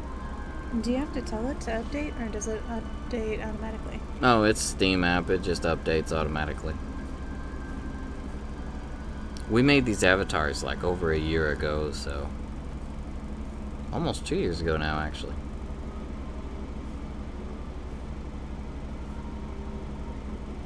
Ned says it looks like a paintbrush. We can go with a paintbrush. Digital paintbrush. Yeah, it's kind of like painting. All the layers. But yeah, with Goosebumps, I always liked the moral behind every story. It was always like, basically, be cautious. You know, still do things you want to do, but be careful what you wish for kind of messages. So they're kind of like, what are they? Fables, like the old fables. You know, they've all got these fables and nursery rhymes. Like, if you go back and read a lot of old nursery rhymes, they're actually really dark stories.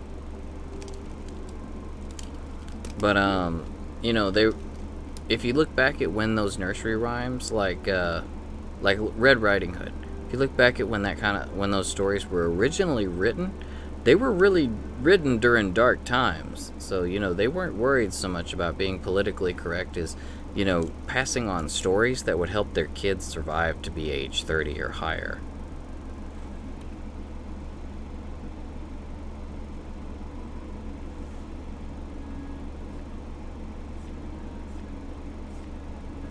Oh, when I cycled through when I had a different avatar for a night?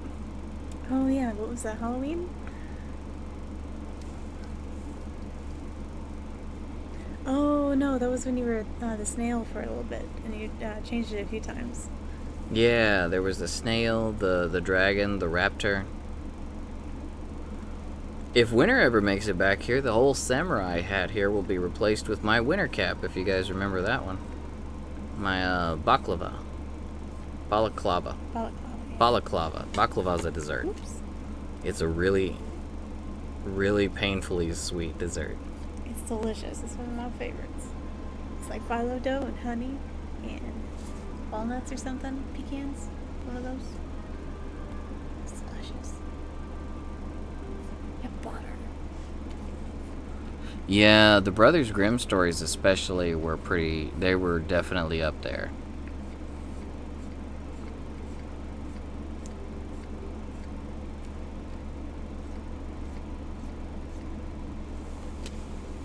Like Jack and the Beanstalk, I mean, if you think back on the original story, it's like the giant was basically his rhyme was, "I'll grind thy bones to make my bread."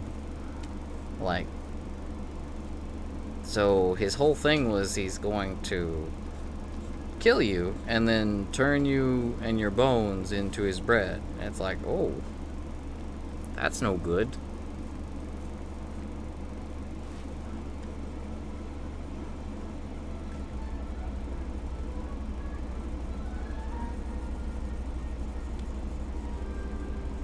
I should go back and watch some of the old stuff, like Creep Show or Tales from the Dark Side. I bet I would laugh at like the graphics. Oh god. And the way they do everything in it. Oh man, I bet I would have a ball just watching it.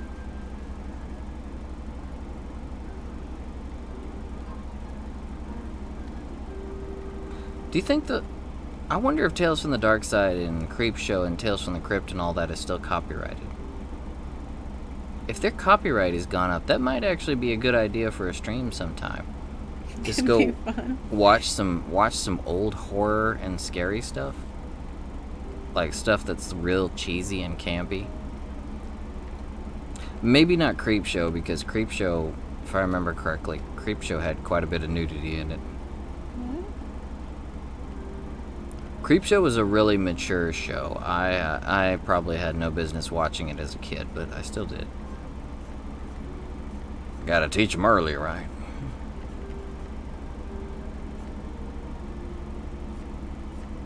Yeah, if you're gonna bring sushi to school, you're gonna want to get if you actually get a bento box, like an actual bento box, like if you have an Asian market near you anywhere, or if you can order one from Amazon, bento boxes, as long as you have them in a refrigerator, or if you make the sushi, if you get it fresh made, it can actually keep in a bento box for an entire day, as long as it's not too hot out.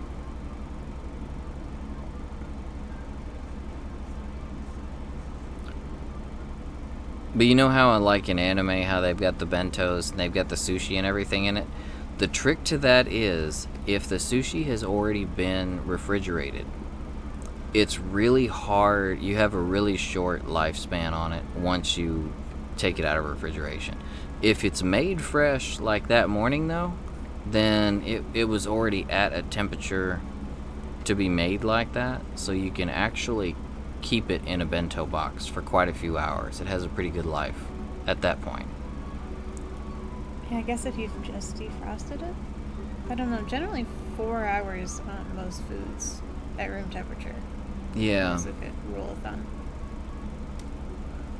Because generally, if you're going to school and you get there at like 8, as long as you eat around 11 or noon, it's only been 3-4 hours that you've had it at room temperature.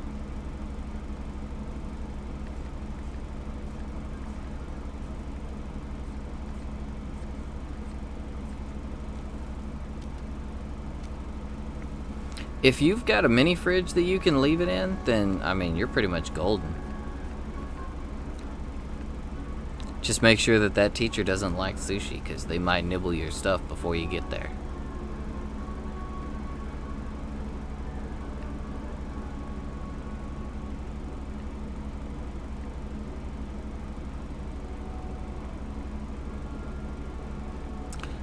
Actually, making sushi is not as hard as you'd think it would be. It's not easy by any means, but it's not impossible. It's kind of time consuming, I guess, if you're not used to making it all the time. Yeah. If you're used to making it and you've got ingredients lying around for it, like you make it regularly, I imagine it'd be a lot faster. The few times we've done authentic the few times we've done authentic, like sushi and roasted sushis or ramen, it takes a lot of time. Because we got to go kind of, our kitchen is geared toward, like I'm sure yours is, it's geared toward more Western dishes. So it takes a little bit more time to get ready to make something like sushi. It is really fun to make it, though. If you haven't tried, Mark, I would definitely recommend it. It's a learning experience, and there's tons of great info for it on YouTube, of course.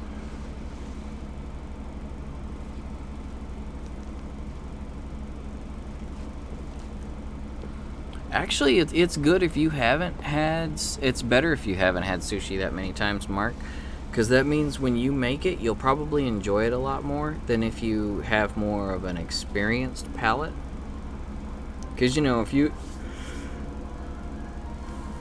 make sure you use your seasoned rice vinegar to season your rice when you make it, because it helps it stick together and it won't taste as bland. Yeah, I think that's a really good thing to bring up. I think having your rice just the right amount of sticky and the right flavor. Like, I know most people think rice and it's like there's no flavor to it, is the general thought. If you get proper sushi rice, though, and you do it right, and like Sash said, you go just right with the vinegar for it, the rice on its own can be great. It's kind of sweet and it's delicious. Like I was saying, though, if you don't have a very experienced palate, that can be a good thing when learning to make your own of anything, really.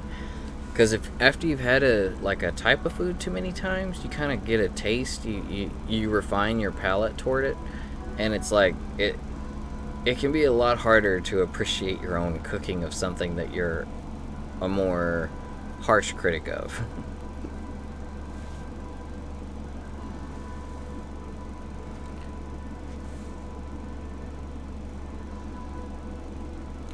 Oh, onigiri. Yeah, those are really good. Really, really hearty. Like if you ever make, we've made onigiri too. And you can have, they put all kinds of stuff in onigiri. Like you can get tuna, you can throw mackerel in there, any kind of fish really. You can throw egg in there. Um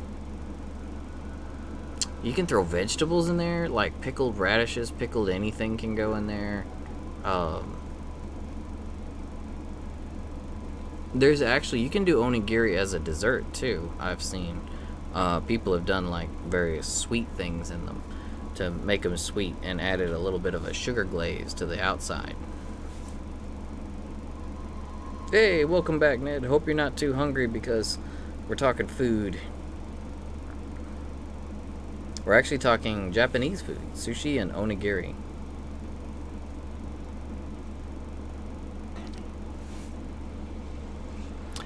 Onigiri. Oni Giri. Giri. Onigiri. Which is funny because Oni is Japanese for demon or ogre. But I guess that's because onigiri's beast. So if you make onigiri, you can have as much rice to, you can make your own rice to contents ratio, whatever you want. So you can actually make like a more hearty onigiri. If you like the rice more, you can throw more rice in there, or if you want less rice, more tuna or meat. I've heard of beef, steak, burger, like hamburger onigiri as well. Like anything you can really think of, you can throw it in there.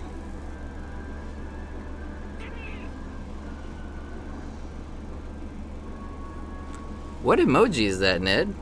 Is that bamboo? I can't really tell. It looks like a bamboo shoot. Maybe they had it in there for like a New Year's thing or something.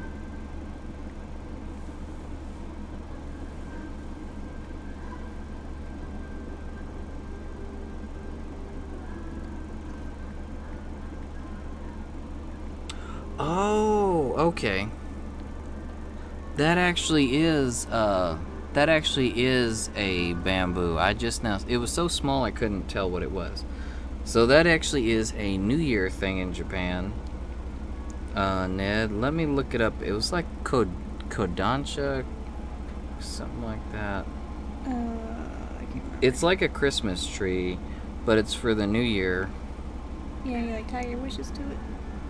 Yeah, you tie all your wishes to it. I'm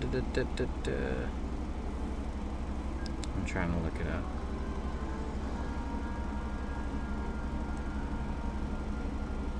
Oh, that ain't gonna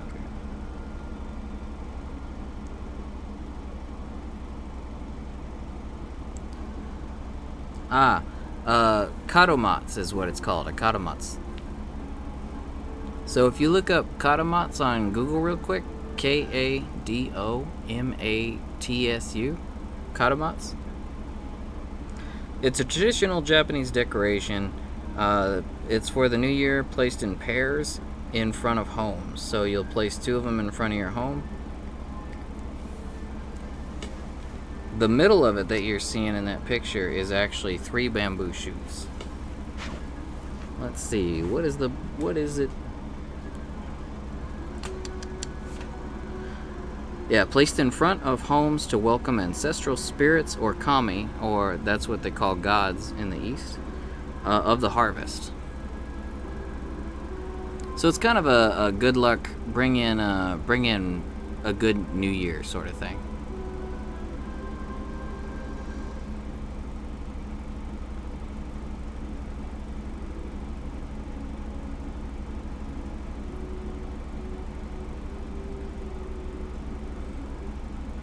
And Mark, you said you tried to make a Japanese looking dish before? What'd you try to make?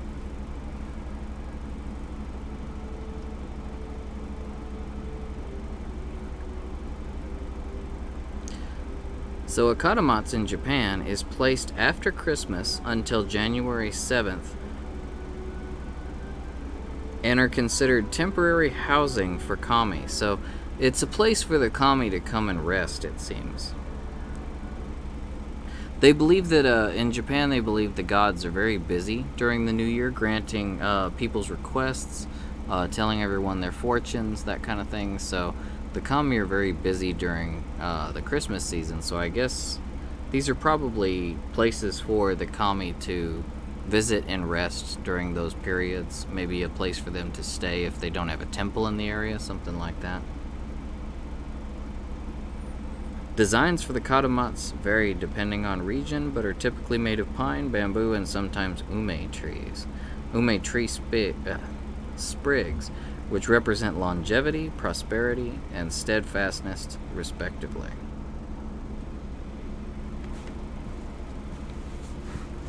Fundamental function of the New Year ceremony is to honor and receive the Toshigami, a deity who will then bring a bountiful harvest for farmers and bestow the ancestors' blessing on everyone.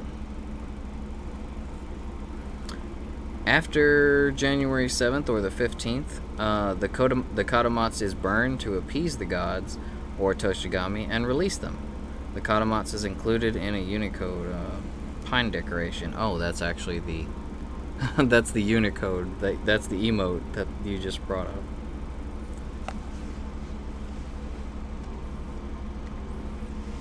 No worries, Mark.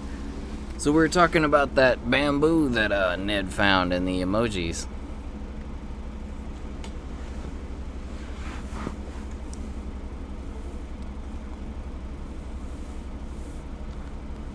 Oh, Mark, that sounds like what we have a lot. We like to do steak or chicken over rice in a very Japanese style. It's one of the best ways to have steak, if you ask me.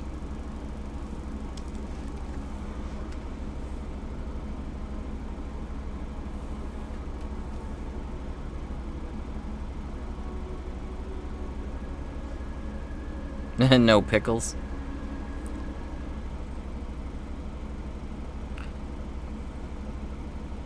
But Ragna, I've actually got a jar of pickles that I haven't opened the entire stream right next to me.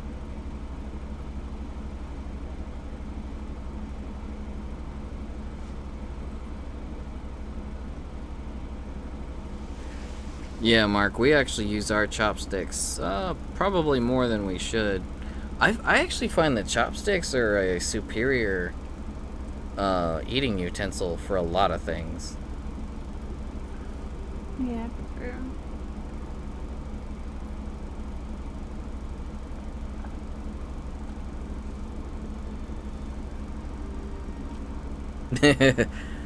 Rag says to slap it out of my hand, but it's still in the jar, Ragna.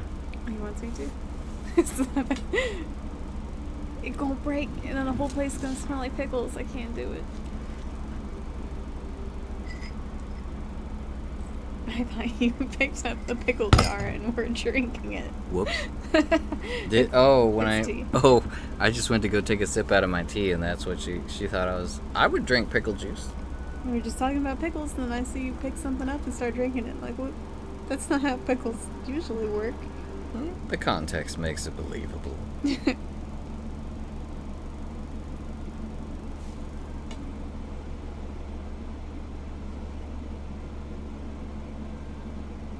What kind of music have you been finding, Ned? Feel free to let us know. Yeah, I love music. There's all kinds of stuff. I think that's actually a way of practicing with chopsticks, Mark. I think you can actually... That would be really hard. Yeah, is to try to eat rice. That's one of the most difficult things for people who are new to chopsticks or need practice, is actually eating rice. And eating ice chips, that kind of stuff.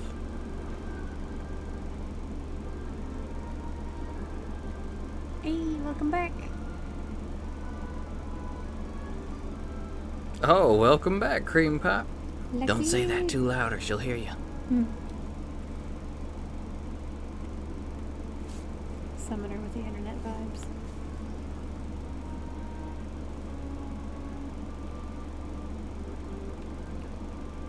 Parents have those kind of weird senses. They could be like, just sitting downstairs, watching TV, reading a book or something, be like, my internet senses are tingling. I sense internet surfing, but no homework being done. This must change.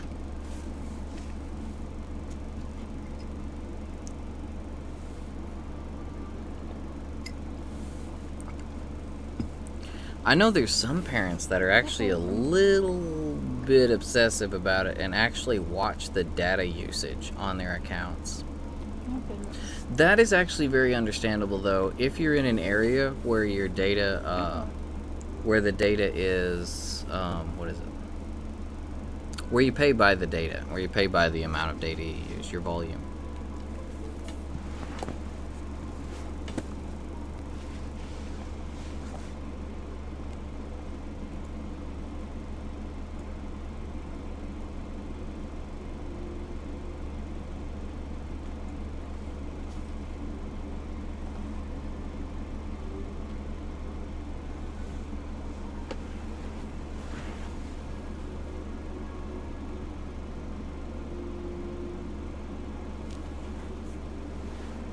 Oh, left my reference over there. Really? You guys ever get YouTube just suddenly asking you, do you like YouTube? Please rate our app 5 stars. Like, really, YouTube? I've been using your app for like 10 years and you're gonna ask me now? Really?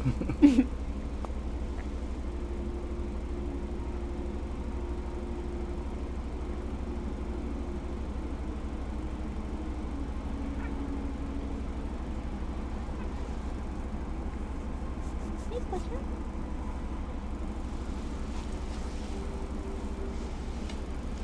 Apps only seem to want to ask those questions when it's a really important time. Like, I need to use the app. Could you please get this? It's like, oh, you want to use the app? Do you like the app? You want to rate the app? You can use the app after you rate the app. Reddit does that to me all the time.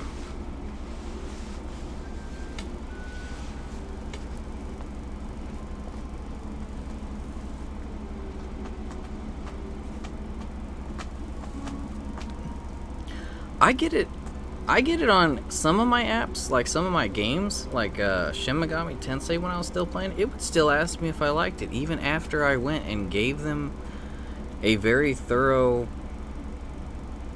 review on the Google Store. Like, really?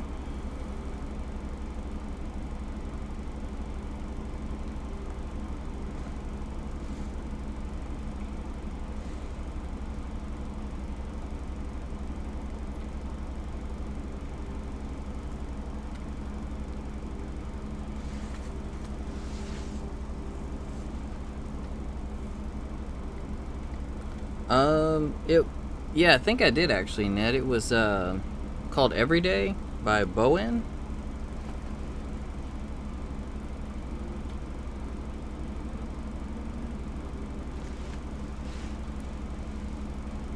I'd have to look back through the chat again to know if that was exactly it, but I believe that's what he said.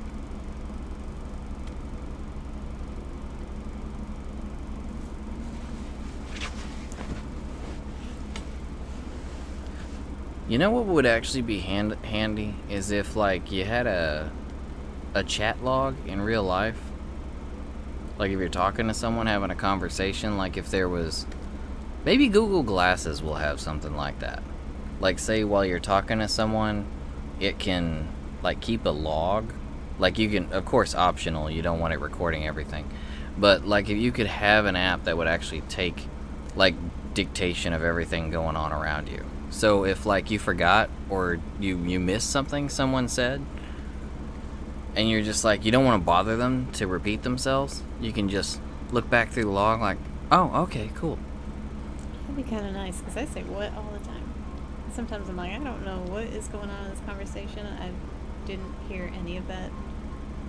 It'd be really cool if they could actually take it as far as, like, it would actually translate voices, like, that you're talking to or around you that are directed toward you. Like, it could pick up any voice that was it could tell the difference between if someone's talking to you versus if someone's just talking around you. Like if you're in a Starbucks and there's other people at other tables. Like it could actually figure out which ones are being directed toward you, and then if they're not in the same language, it could actually give you like subtitles in your glasses. Something like that. I think that would be cool. I think technology can do it.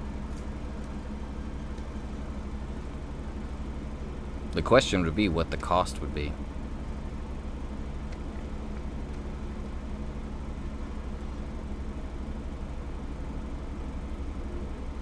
Dissolved by ipso facto?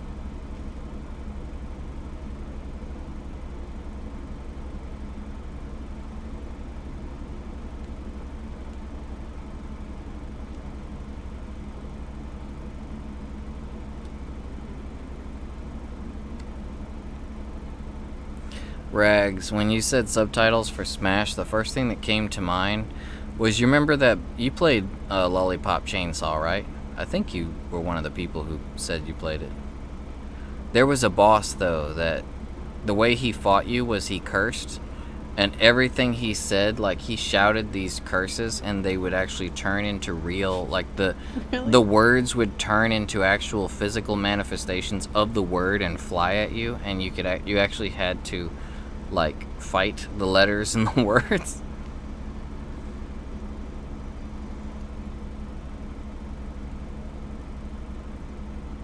But yeah, like, he literally was trying to cuss you out. Like, you had to fight.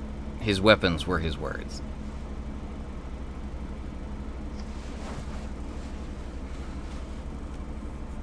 But I mean, that's a Suda 51 boss for you. Suda's so amazing.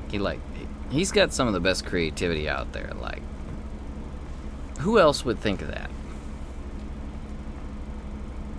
Like, someone out there, like, he was having a conversation with someone, and something happened on the context could have been anything, but someone was like, the pen is mightier than the sword, or, man, words can hurt more than any sword or anything like that. Words can hurt more than anything. They're the greatest weapons ever. And he was like, that's it. I've come up with a new recipe. And then boom, he was a boss in a game.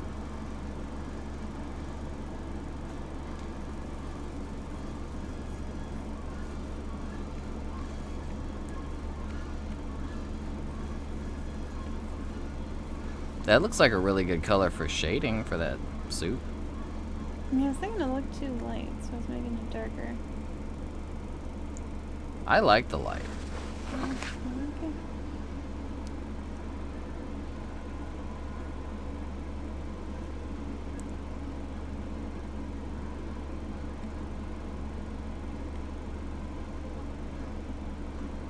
I like what you did with his eye, actually. I'm just now looking at it. It looks really glossy. He's got really big, sort of shiny eyes.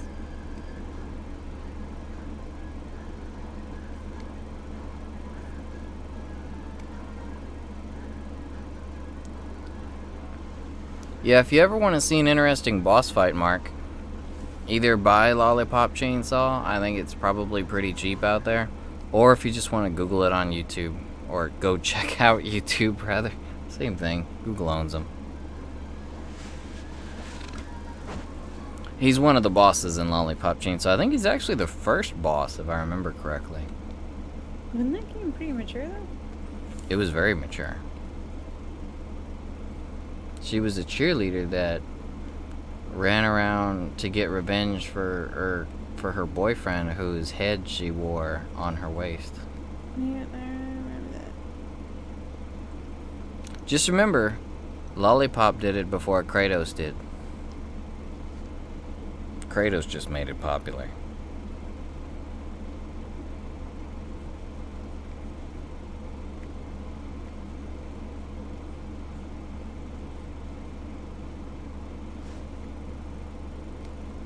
Did you see the live actions? Oh, yeah. It's an interesting interpretation of the star.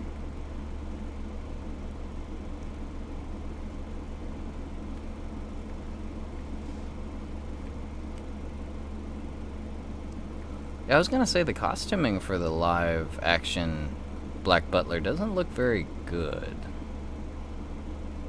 I mean, the suits look on point. His hair.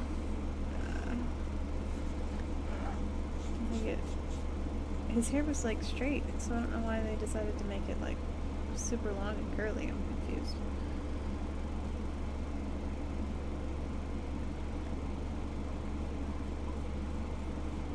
The Zombie Song animated music video by Katsum.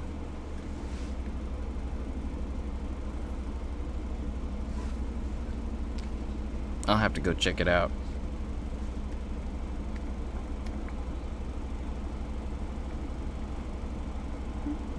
Oops.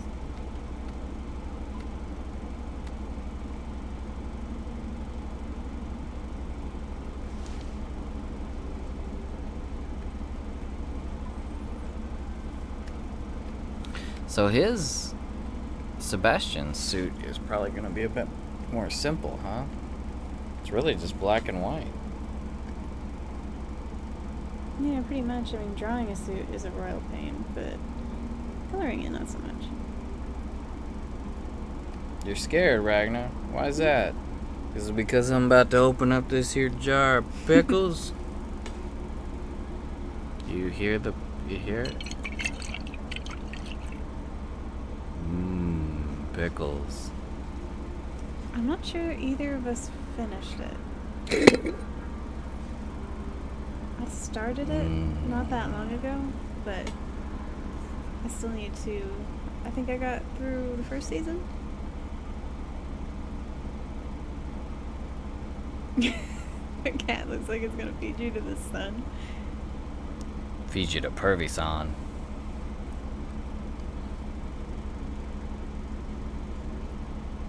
Oh man. It's like down to the last 2 pickles. I can't get my hand that far into the jar. You want me to get you one? I can't reach. I don't know if my hands are any smaller, but I'll get it. You keep drawing. I'll get it. okay. You should feel honored, Ragnar. I'm hurting my hand to get it in this jar. Just for you. For these pickles. Woo, I got it.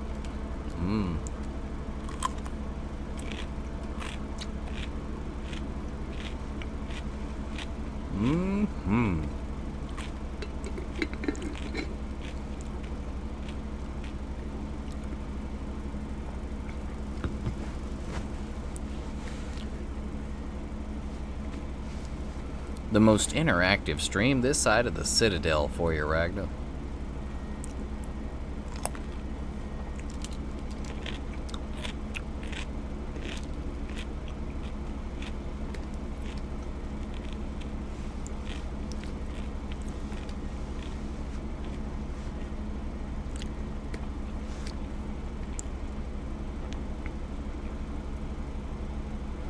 If you want, Mark, throw a link into the Discord and I'll check it out later.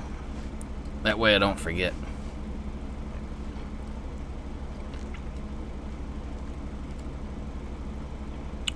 I just can't really watch it on the stream because it'll like feed back into the microphone and it's hard to gauge like how loud phones and stuff will be to this microphone, so I don't want to do any ear damage to you guys. Yeah, some noises it picks up ridiculous.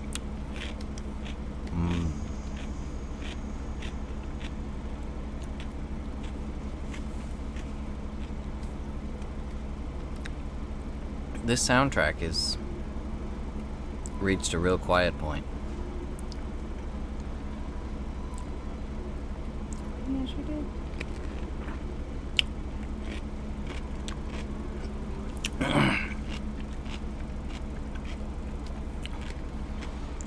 What kind of music you guys feel like listening to? Throw something up in the background. Could just do like a random anime music soundtrack, or we could do some game stuff. We could. Let's see.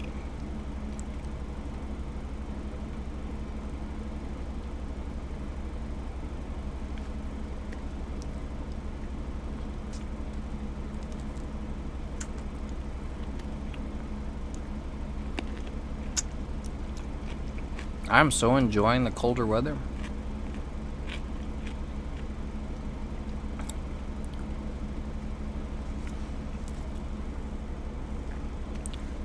Something exhilarating. I like exhilarating. Something exfoliating.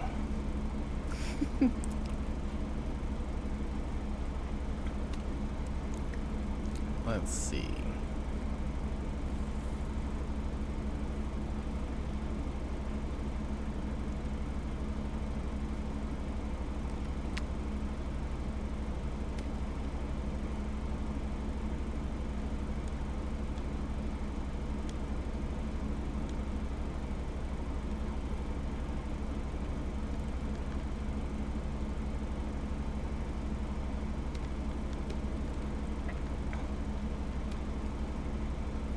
Uh-oh, you said the words AC. You've aggroed Ragna.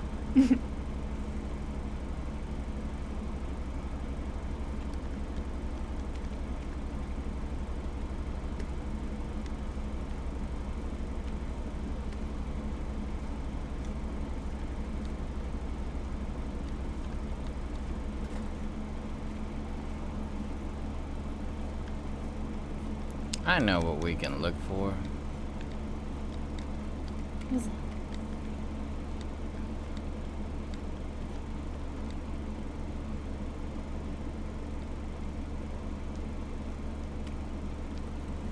Let's see what this brings up. We'll just go with best Persona music. That's pretty exhilarating.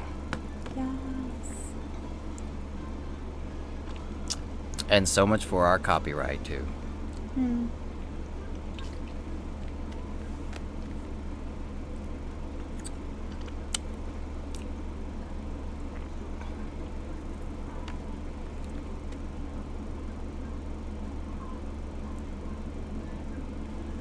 Oh man, they've actually got subtitles on this video too, so if you wanted to know what they were saying.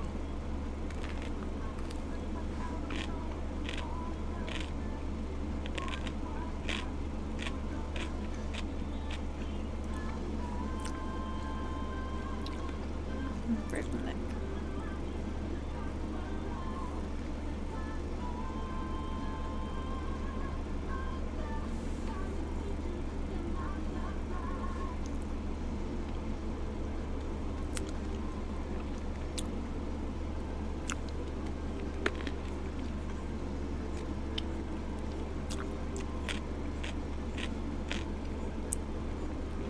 How cold is it up there right now, Rags? Are you guys seeing any snow yet in New York? Oh wait, no, you said it was like 80 last week, right?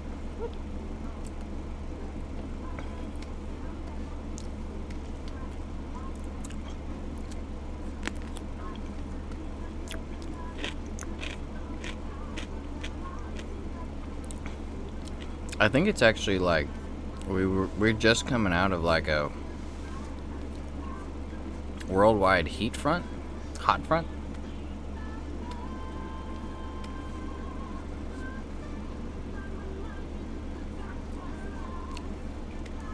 Yeah, we're supposed to be getting a little bit of rain next week too. I'm hoping so. Yeah, we need it so bad. Not every day though. I want to be able to go to the State Fair of Texas at some point next week.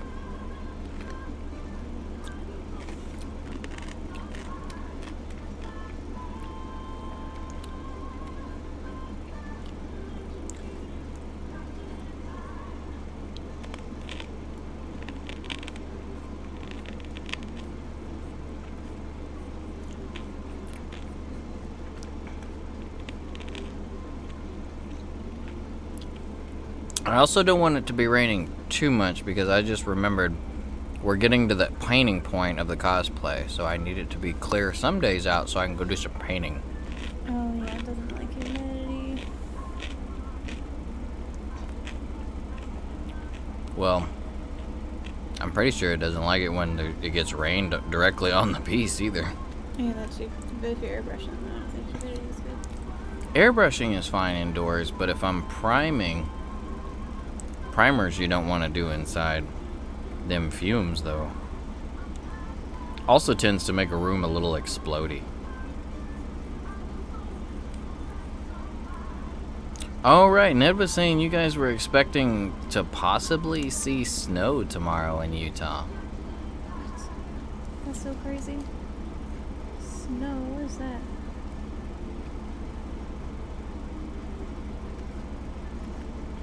I love inside paint fights.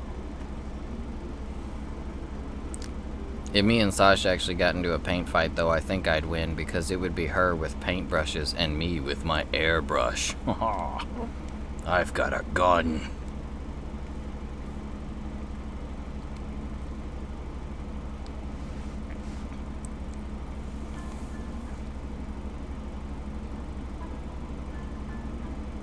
I looked up best Persona music, and I think this is going to be mostly Persona 5. We'll find out if the person who made this best of Persona list, if they're a Persona veteran.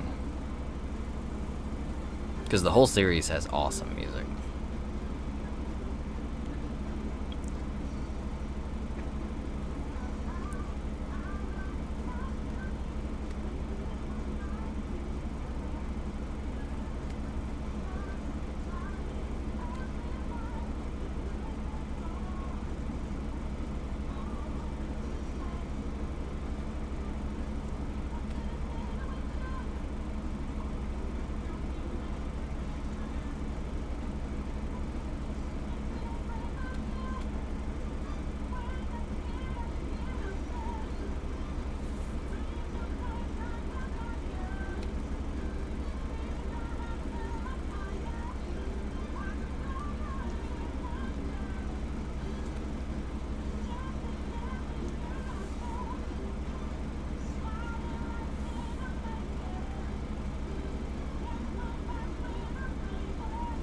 Yeah, if it gets too cold and rainy, then I'm kind of like that too. I just wanna cuddle up and chill, sleep for a bit.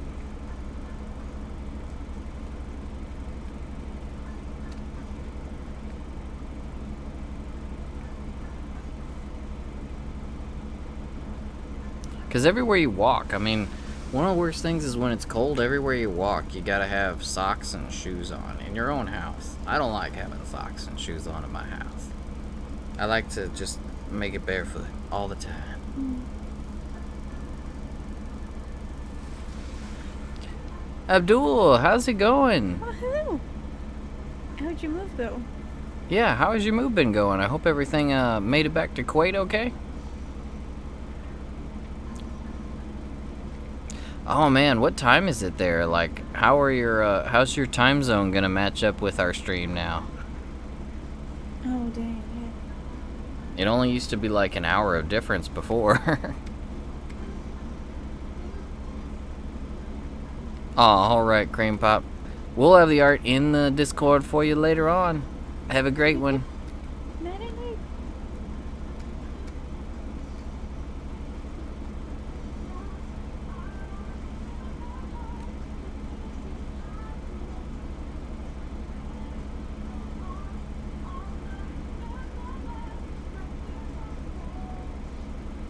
Yeah, the rain is really nice. I love the sound and the look of rain. I just wish when I went out into it, it wasn't raining, like, directly around me. I don't like mud and the wetness. But I love the atmosphere, and like I said, the way it looks, the way it sounds, it's all great.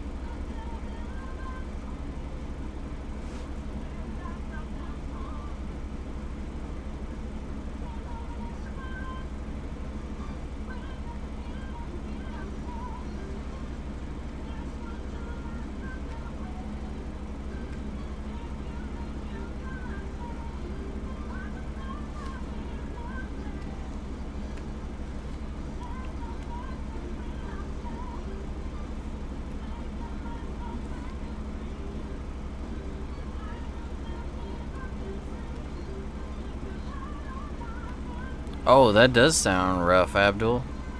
Were you able to get her over there to you, or how did that go? It sounds like a complicated process.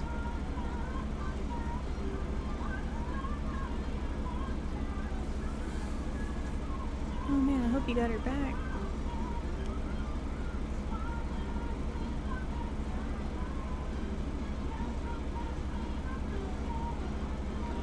6 a.m. So we're looking at an 8-hour difference with you 8 hours ahead of us. Gotcha. Okay. I'll try to keep that in mind.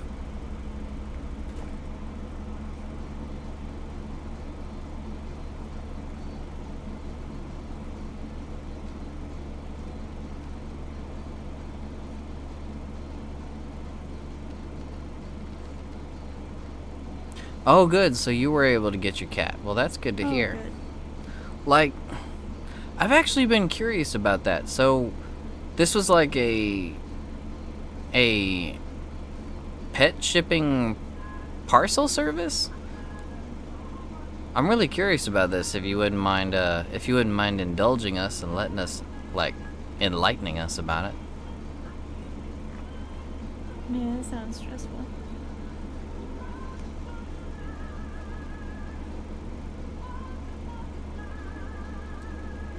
Yeah, it really does sound pretty stressful, though.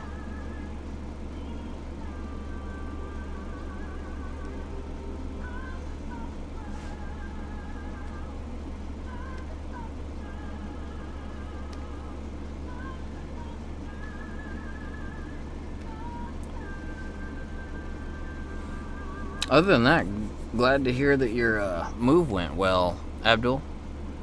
Hope everything goes smooth for you as far as getting settled in and everything.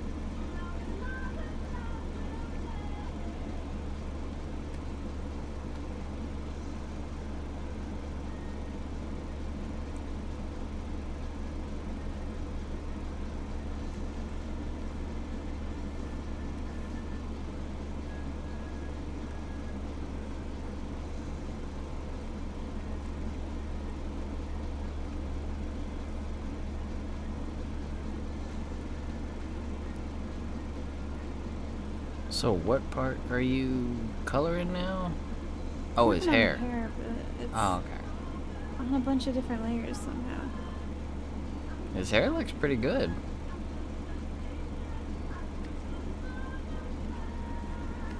I love hair.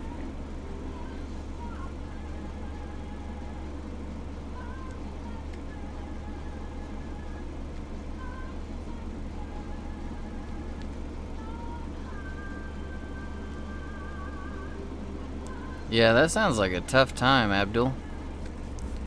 Well, I'm glad you got her there, though.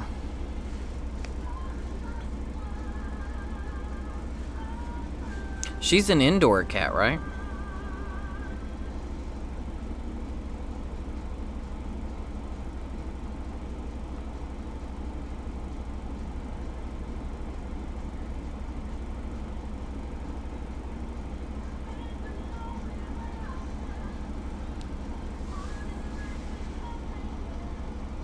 Oh, okay, so you probably don't have to worry much about, like, having to mess with, say, like, vaccines or anything due to changing countries. I imagine imagine that would get pretty complicated, too. Michael Jordan's hair. What? Michael Jordan's got hair like that? Michael Jordan doesn't even have hair. Oh, I see. What would Michael Jordan look like if he actually did have hair? I've never seen him with hair, now that I think about it. I don't know what anybody looks like unless I'm looking directly at them.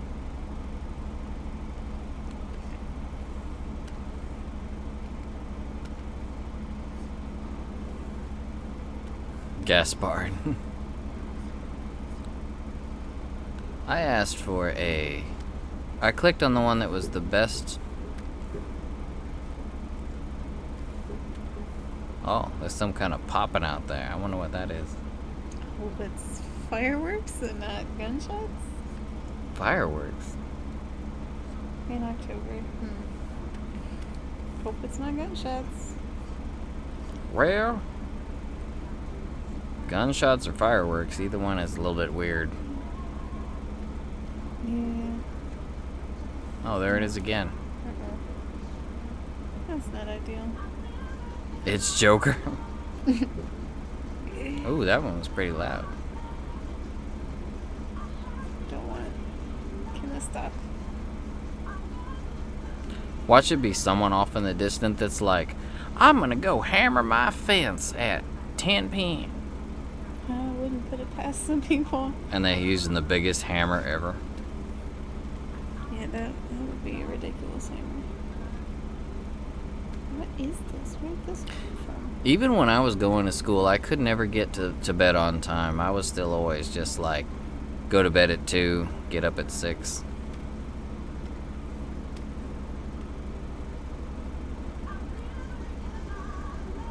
Well, 6 is when I slept in. Usually it was between 4 and 5.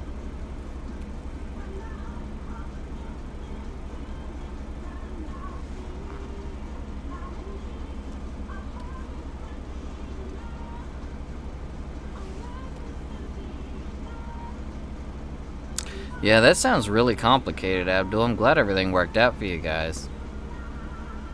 So, as far as work, did you already have a job lined up for when you come back? Or are you going to take it easy and then, like, throw out some applications? Or do you have some companies in mind that you're going to go for?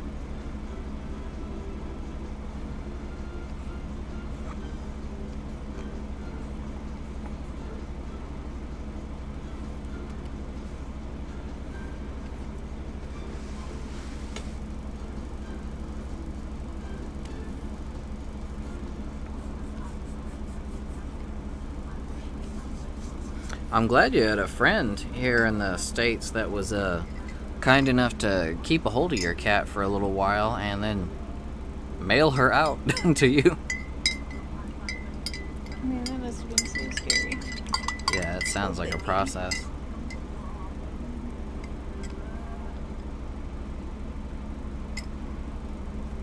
I often think about how I would love to live in Japan, but I have no idea how that would actually work.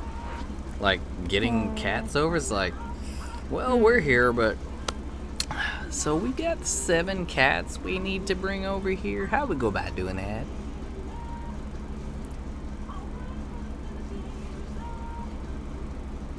No wonder it looks flat. Got no headlights.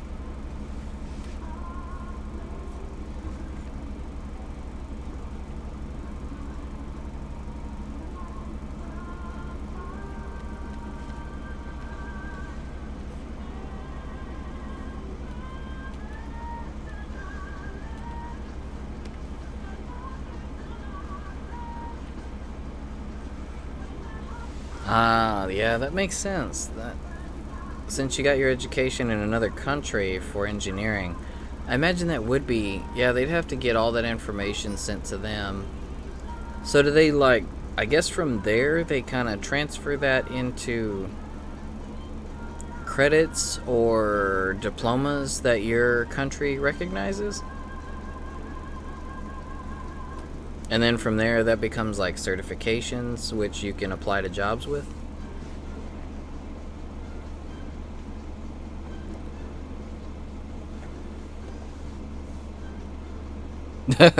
He was kind, but I also sent him lots of money. Well, that will get stuff done for you.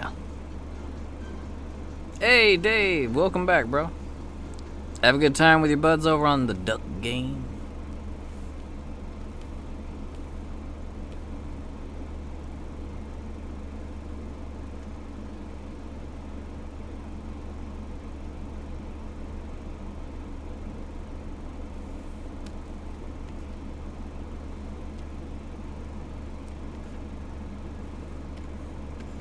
didn't say hello. Hello. Now that I see the duck game, though, like, Sasha's been playing that new one, the Untitled Goose Game. Oh, yeah. Like, that's all that it comes to mind. I've been seeing memes and stuff all over the internet with the goose. Fan art? Like, the goose is in fan art everywhere, even ours.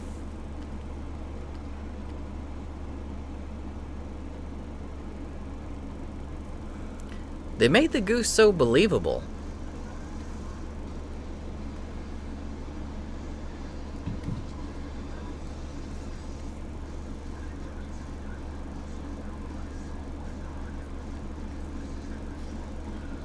Oh, they've thrown some Devil May Cry into this soundtrack.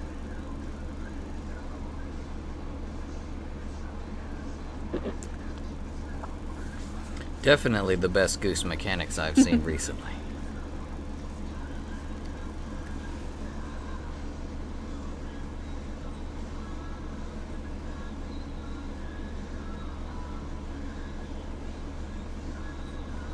So, the funny thing about this song, Devil Trigger, when they first introduced this song as the new as Nero's music back in crap, it was like this time last year. The first thing I could think of was like kickboxing classes. Like, this sounds like kickboxing class music to me. Yeah, it's got the perfect beat for running.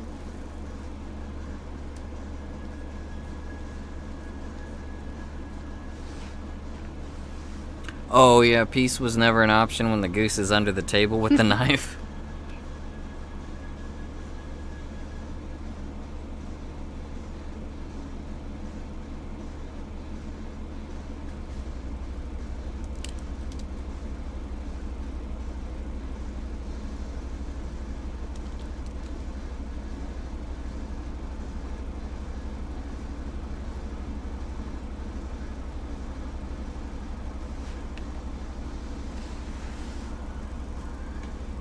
I've seen so many memes and different things with the goose, though. Like, on Reddit, the goose is literally everywhere.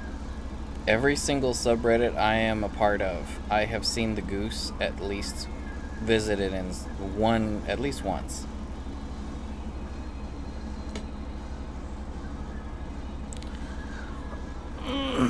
Oh, yeah. Bless you. Hmm? My Ned said she sneezed. Oh, okay. Bless you, Ned. Bless who? Yeah, Death Stranding is coming up, as well as I don't know if anyone but me is excited about this one, but Outer Worlds. Which one's that? That is the one by the original team that did Fallout. Oh, that's right. Yeah, that one does look good. They broke, yeah. It's not my style, but I'm gonna watch you play it. They broke off from Bethesda and made their own studio now, and now we're about to get the game, and I can't wait.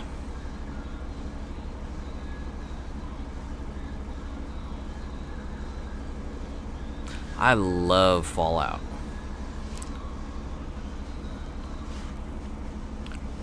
I go way back with Fallout. It was one of the first games I ever played way back. The first Fallout was like childhood classic for me. Yeah, it's by the same people. If you actually check it out on YouTube, Mark, it looks a whole lot like Fallout. Although, Dave, if you liked Fallout 3, then you may have... yeah, you might actually like Outer Worlds, because they did Fallout 3, they did New Vegas. New Vegas is DLC. And then they left. Yeah, pretty close, Dave. Yeah. The graphics are... I like the way they look. I wasn't digging the graphic and the art direction at first, but they've grown on me.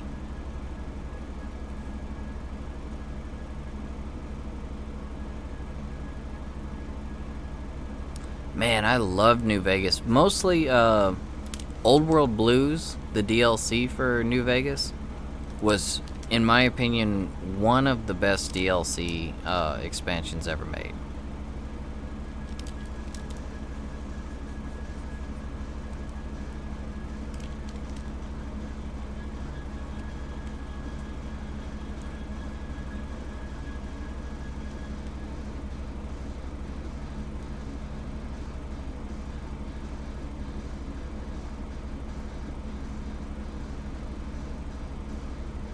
Yep, I think it's the full version of it. It's kind of creepy because it's like the thumbnail for this song is just a big picture of Nero's face.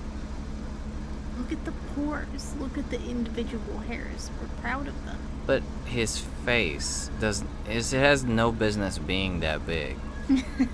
Yeah, no, I don't think anybody wants to see anybody's Like face that blown up. His face is like movie poster size, and it frightens me. I want to know what his skincare routine is. Devil blood. Your skin stays good longer if you got the Demon King Sparta's blood in you.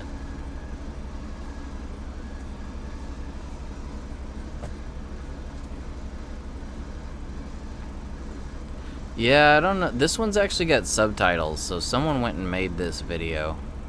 Well, they didn't make the music, but they actually went in and edited and put in the subtitles. But Nero's face is entirely too large right now. I don't like Nero either. He's my least favorite Devil May Cry character.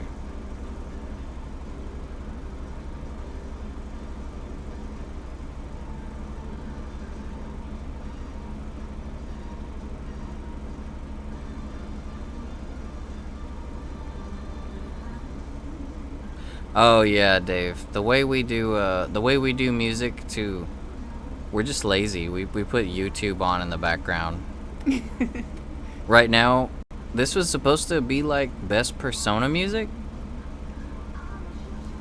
and it's been pretty random. It was a bunch of Persona 5 music, and then it was Devil May Cry with some other stuff, and then now it's Persona. It's Persona Joker. Smash. Yeah, it's the Joker theme from Smash Bros.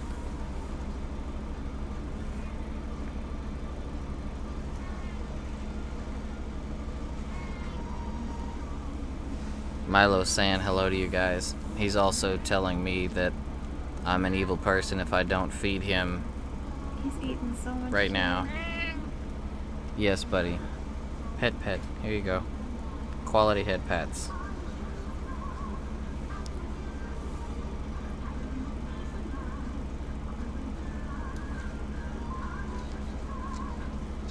Oh, you did get to start Iceborne? How are you liking it so far, Abdul?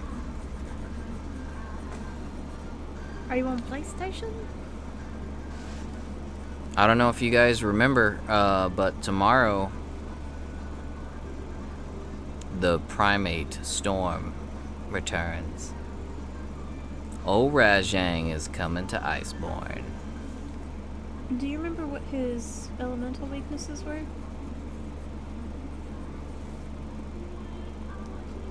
Rajang, I'm pretty sure was...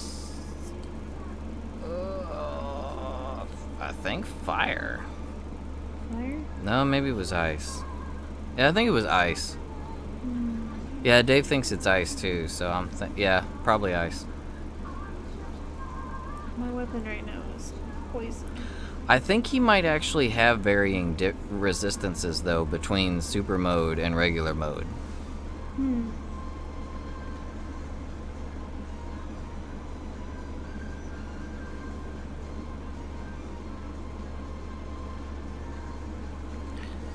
Yeah, I bet you do, Abdul. Hopefully your your process takes a little time and you get a break.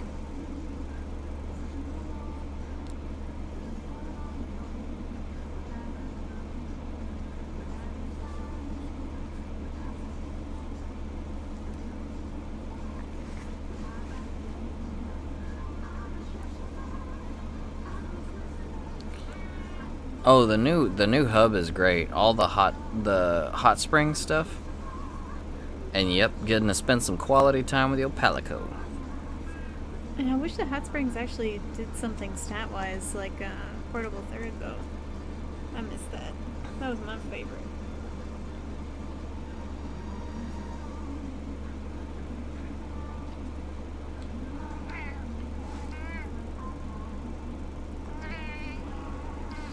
What's up, buddy? You gotta come where I can reach you if you want me to pet you. I can't He's like sitting right behind me where I can't reach him and just meowing at me. I don't want pets on the bed.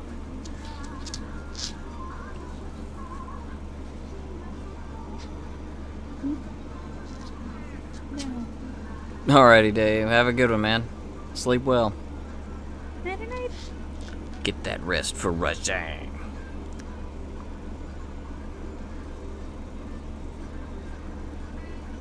Meow. Yeah, it would be cool though if the hot springs actually was like a means of, like, instead of eating, like if you could choose to eat or do the hot springs Yeah, that'd be cool. to get your stat boost.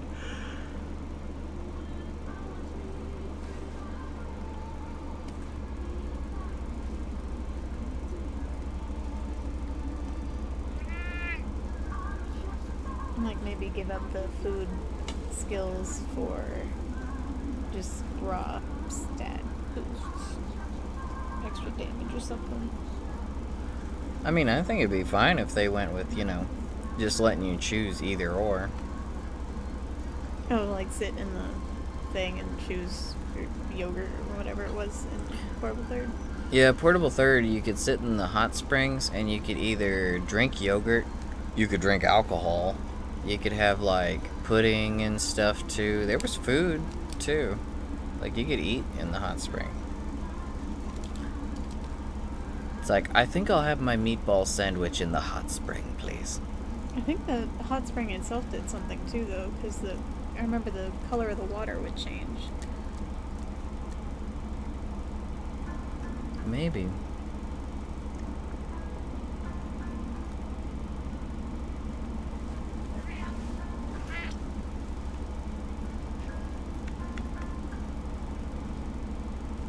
Give me 1 second, guys. I need to give Milo some food, or he's just gonna keep yelling at me.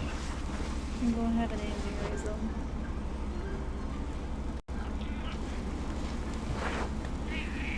Yes, sir. Yes, sir.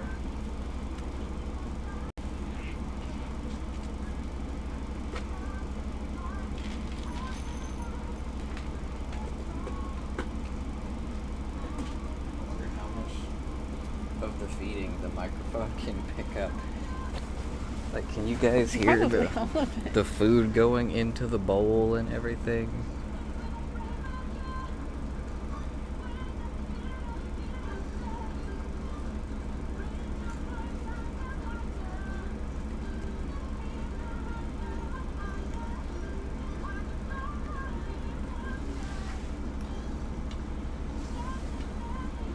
Oh, what color are we gonna do that cat? I don't know. I forgot he was there. You doodled him. Did you have any thoughts on what color you wanted him? Honestly, I have no idea, so whatever you want to do. Yeah. It's too much pressure. You could go with some extremely contrasting color to them, or go with something that matches.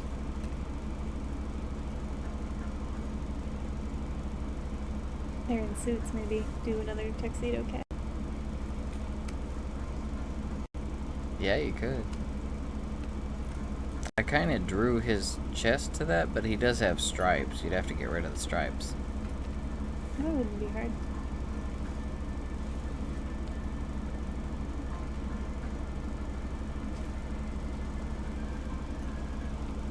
There's only one pickle left in my jar. Oh no, I gotta buy some more. Put it on the grocery list. This jar of pickles has lasted me like a month. They were delicious too. Spicy. Yeah, they're not bad. Zesty. Except for that, the first time I had one, we were on stream and I almost died. You didn't know they were hot. Yeah, I didn't know they were spicy. And they went down the wrong tube. I was like, well, guys, I'm just gonna retire from life here. Because this pickle juice is too much. Is this song on repeat?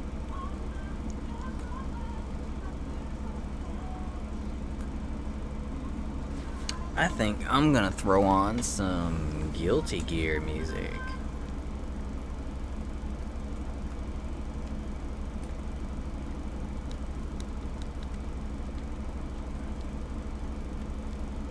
Anyone here play Guilty Gear? Ah, look at that. Guilty Gear music right off the bat.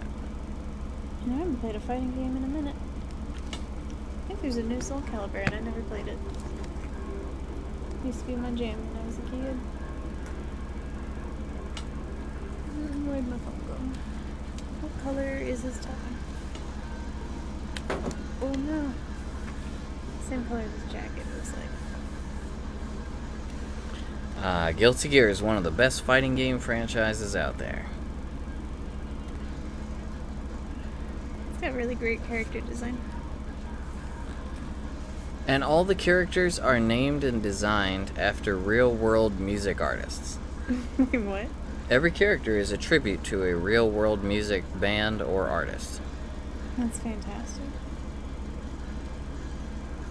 The Guilty Gear franchise is a love note to Western rock.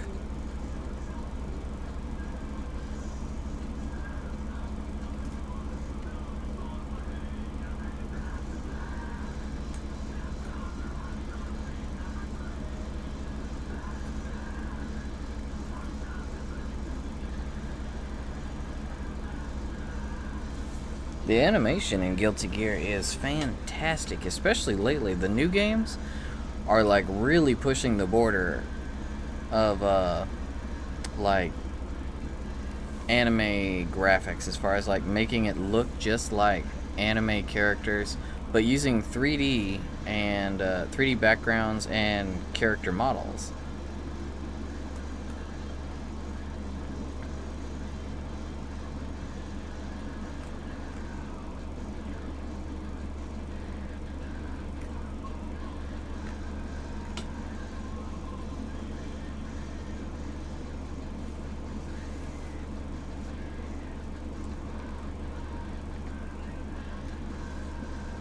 Oh, what are we gonna do for the teacup? What color you doing the teacup? I forgot to color his glove.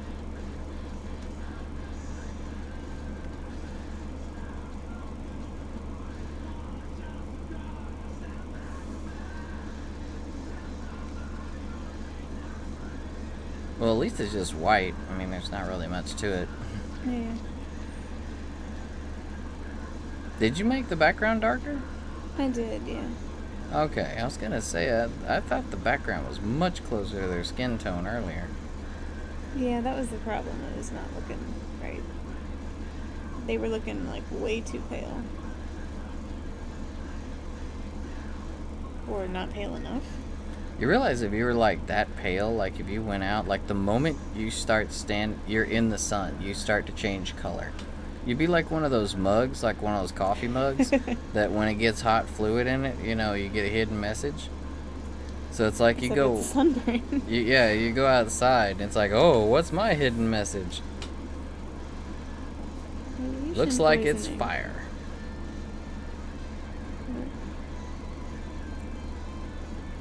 Third-degree burns.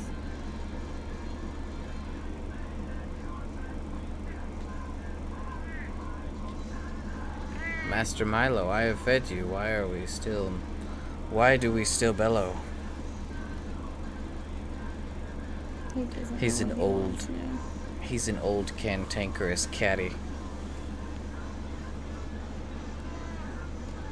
I'm old, so I yell. Appreciate it, Rags. Take it easy and have a good night. Da Vinci's toaster. Thank you, Ragna.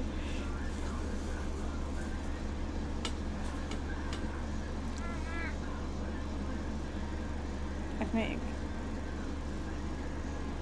Tasty toast. Artistic toast?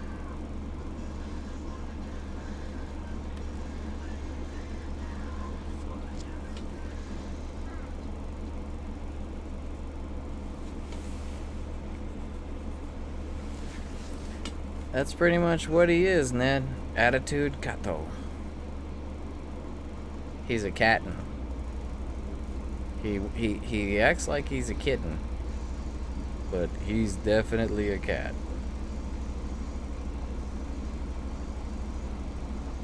His baby.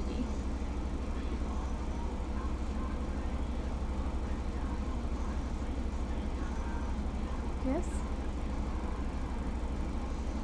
Oh, whoa. Why is he licking me? He's licking you? He licked me. Meh. He keeps going from your side to my side.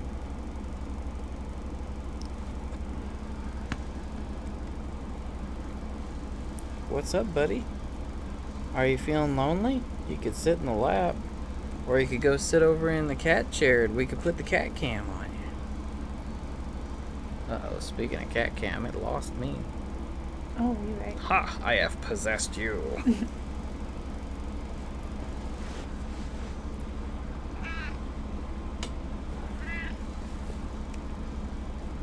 Milo's like, you should make a cat avatar for me.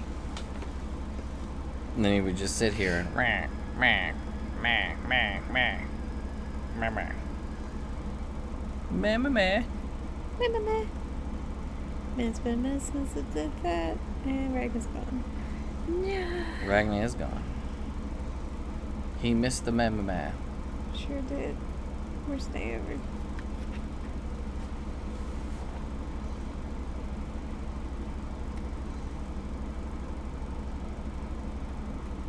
It looks like Milo was enjoying a nice hefty nap before this.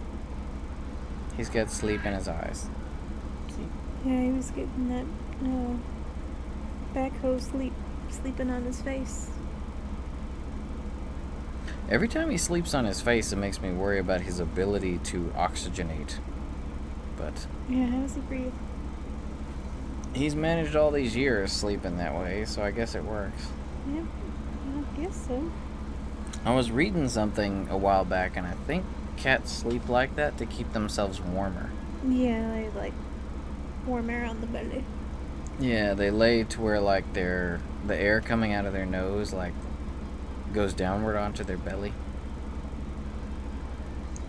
Kind of like when it's a really cold night and you go and hop under the covers as fast as you can, and you like go fetal position, and you breathe into your hands and such and try to warm yourself with your breath. Yeah, cover your face with a blanket.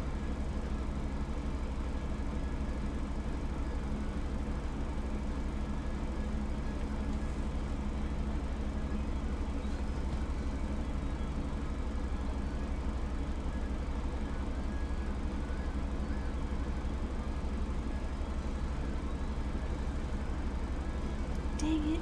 I gotta lift my pen more often. What was that? Hmm? What was that? I gotta lift my pen more often. I did a bunch of stuff and then I went outside the line and I hit the back button and it got rid of a lot of progress. Oh. Undo of the century. Stuff's so messy. Ain't nobody got time for clean line art.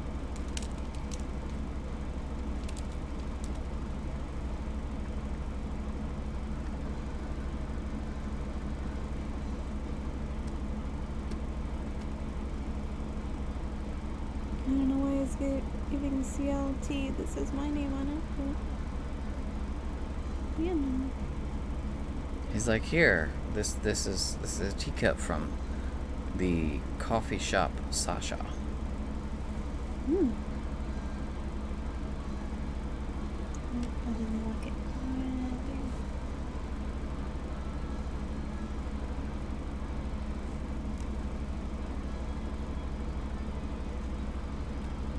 So if it has your name on it, what kind of tea do you think it would be? I'd say lavender or chamomile.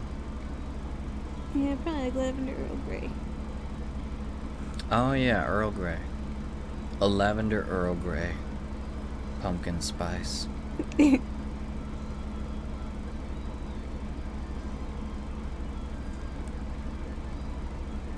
Lavender Earl Grey pumpkin spice.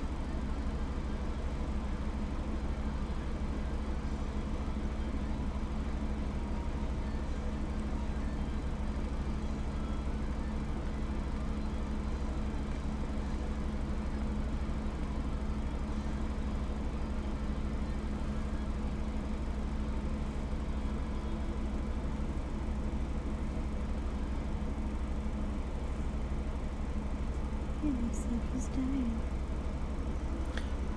Yep, 'tis the season, Ned. Pumpkin spice lattes are a go. Yes. Sasha hasn't really been bathing herself in the stuff like she normally does, though. I've been surprised. It's too many carbs.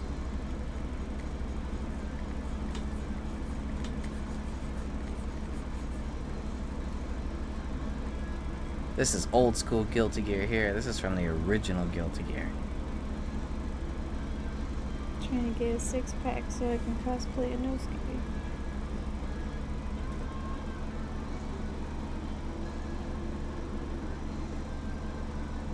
When did the original Guilty Gear come out? I think it was on PlayStation 1. I think it was like 1996. It was just a little bit before Final Fantasy VII.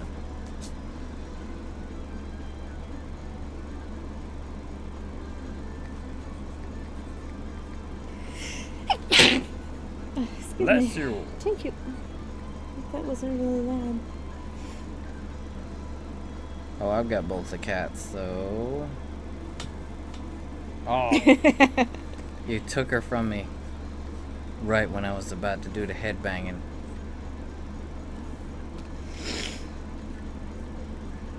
I was gonna say, you were making his paw... You're making him a spiky little baby.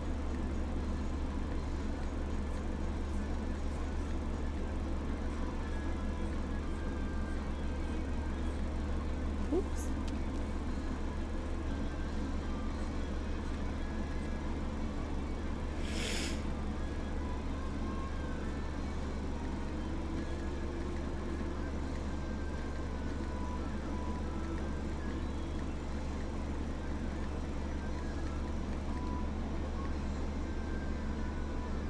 His arm's kind of long.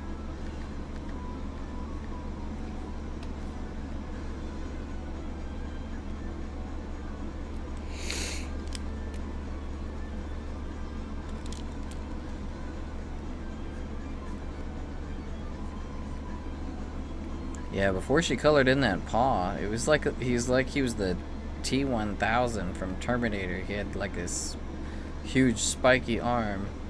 He was just reaching up to cut Sebastian. So you went with black? He's gonna get tuxedo cat. Tuxedo, that's right. We talked about this, Roy. We had a plan.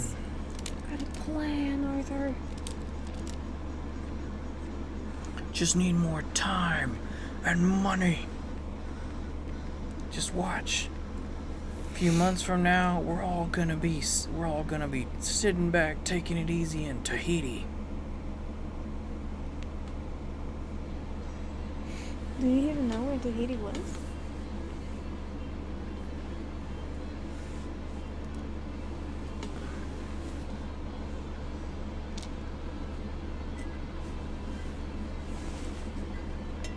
Well, I bet that'll help for your notifications, Ned. Oh, yeah. I don't know if you clicked the bell on everybody, but dang, if you added notifications on for that many channels. We're actually not really subscribed to too many people, believe it or not. Yeah, there's a lot of channels that I look for new videos, but a lot of them I don't actually subscribe to. I just don't think about it. And that makes us pretty awful people because we're YouTubers as well. Yeah, you're right. I do let their ads play out, though. Yeah.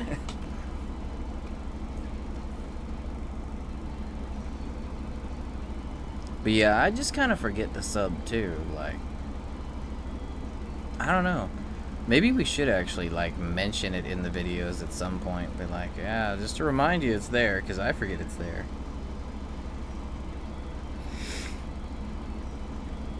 I mean, I'm so used to hearing it at the end of everyone's videos. Please like, share, subscribe, and comment, and whatever. But I just tone it out now, I guess. I just don't like to ask for it. I think that's time better spent on trying to get people to go out and, like, adopt a cat.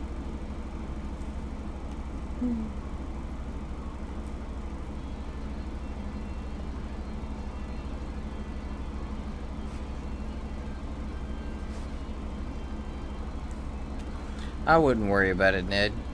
Keep putting out videos and doing what you like. As long as you're having fun with it. You never want to get too much into the analytics, Ned, because it's a depressing game if you do.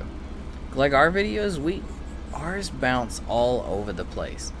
Like our Code Vein one, I think, is coming up on like 4,000 views or something, but our Monster Hunter stuff hasn't been getting nearly as many views as it did like back when Monster Hunter World first came out. We were getting tons and tons of views. And now, I don't know, I think because when Monster Hunter World first came out, there wasn't all that much competition. Like, there were a few people that we had to worry about. But I don't think anyone predicted that Monster Hunter World was going to become as successful as it did. So now that it has been successful, there's a lot of channels and a lot of game YouTubers that are actually covering it a lot more than there were before. And, you know, those people already have audiences. They've already got people watching. They've got subs. So they pretty much there's a lot more competition this time around, so. But, I mean, we have fun making the videos, and a lot of the channels will actually rush the information out. They won't even fact check stuff. They'll just throw it out as fast as they can, because, you know, content on YouTube is like an arms race. Pretty much, whoever gets it out first and within the quickest amount of time is the winner, pretty much. And a lot of people don't realize that there's a lot of information that's not going to be accurate, because a lot of people, and we've done this before too, it's a bad habit of not fact checking. You assume a lot. You basically fill in you'll have like a bunch of information, and you'll fill in the gaps. Like there'll be all these gaps and questions, and if you think too much about the deadline, you know, the content time limit to get views, because every minute that passes that your video's not up is, you know, you're losing views, that kind of thing. If you focus on that too much, you get to a point where it's like you start answering all the questions with whatever you can come up with. So there's a lot of misinformation out there. But if you like making videos, if that's what you like to do, then just keep on doing it.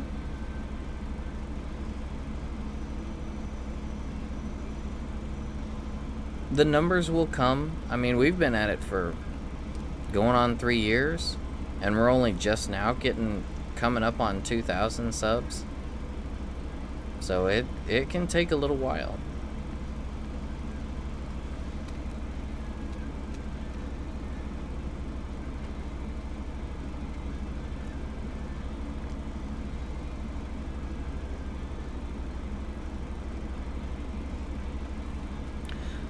People unsubscribing, though, is going to happen all the time, though, especially if you want to change your content every now and then. Like, for a gaming channel like ours, the biggest problem is whenever we change from one game to the next, there's always, like, the people that we picked up with the last game might not like the new game that we're wanting to cover. So we end up losing subscribers, that sort of thing. That's just normal, though.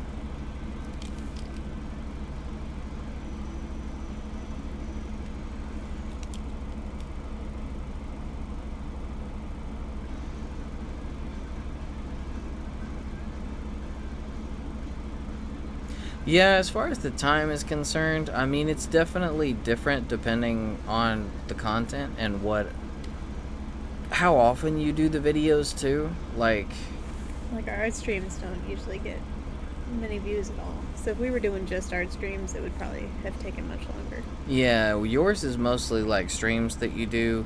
So streaming is really not a way to grow a YouTube channel from what we've discovered. I know there's a lot of people that do it on YouTube, but people just, the average viewer looks to Twitch and now Mixer for streaming. Like, it seems like most people don't even consider YouTube when it comes to streaming. Like, if they want to watch someone do a stream, it's like YouTube. That's where they come if they miss the stream. They go to YouTube to check out the highlights of the stream. But as far as streaming is concerned, I mean, it's really hard to come by viewers on YouTube, I'll admit.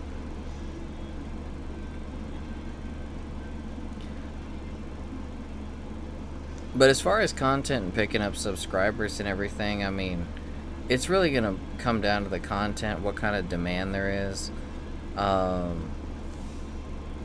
Also, our channel, I mean, while it's growing at a decent pace, there's channels out there that have just started up like this year. Like every now and then I look at stuff on YouTube and I see someone really thriving, and I go to their about section and look at when they started the channel, and then it'll be like they started the channel like 6 months ago. All of a sudden they have 20,000 viewers. So it's like,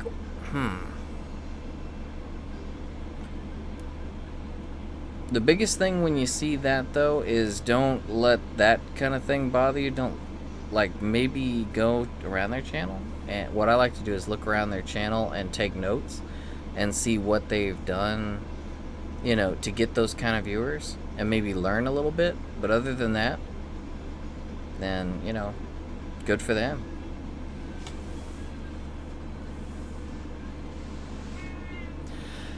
Yeah, as far as content to upload, that's the forever problem of anyone that's uploading or doing anything on YouTube or Twitch or anything, is coming up with new stuff. Like, a lot of people like to think that it's easy. It's not. Like, trying to think up new stuff to make for your channel is the biggest hurdle out there.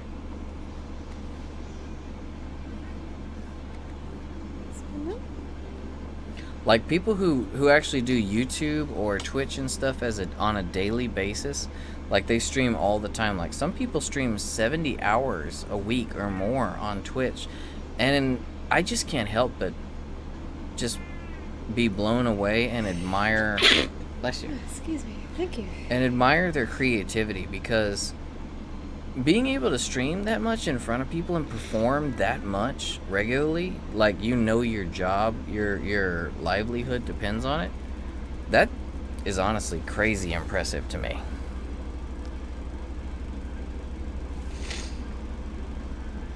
It's easy to just become a pro Fortnite player.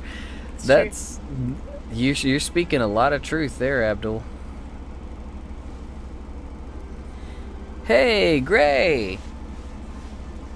Gray says bless you as well. Oh, thank you.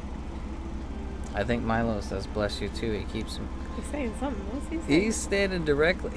I've given him food. I've given him water. I've been petting. I'm gonna end up petting a bald spot on his head at this rate. And hey, Gray Tan, good to see you. I remember we were just chatting in the comments earlier. Hope you're doing well this evening. Or morning, or whatever time of day it is for you. Oh, I didn't give him beans.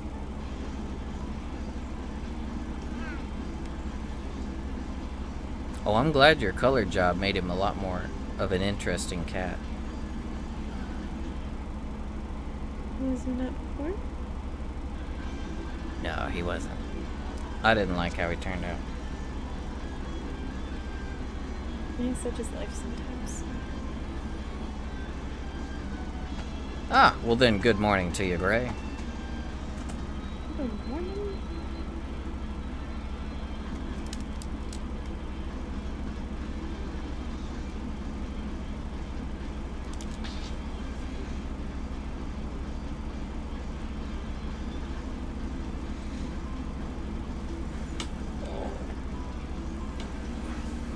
Although it is starting to look pretty well and finished. What do you think?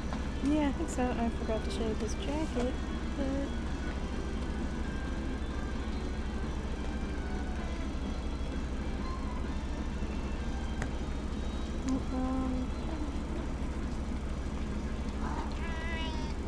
Hello again, Master Milo. What? Oh, he's got a toy back there. Oh, That's what he's talking about. Yeah, if he's got a toy, I'm just gonna let you guys know. When he gets to really playing hard, he kind of does this howling. Wow. So expect that. Hello.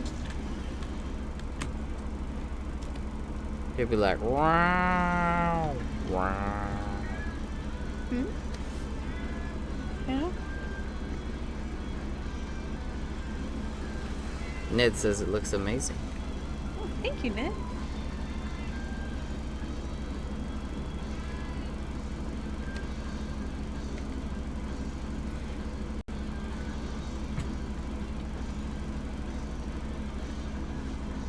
I wish I could get a cat cam on Milo while he's like this, but he's literally all over the place.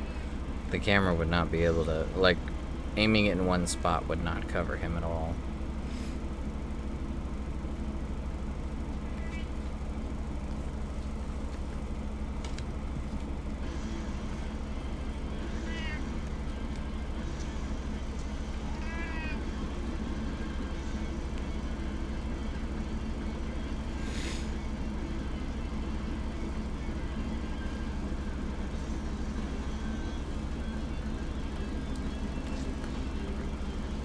Milo's just rubbing all over everything he can get a hold of.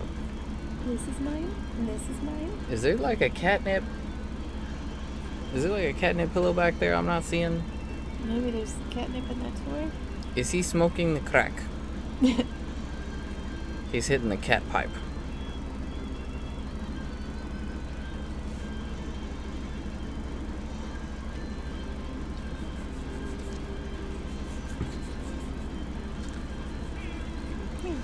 I remember when Guilty Gear first came out, I would put this game into my PS1 and put it on music mode, and I would listen to this music while I did my chores.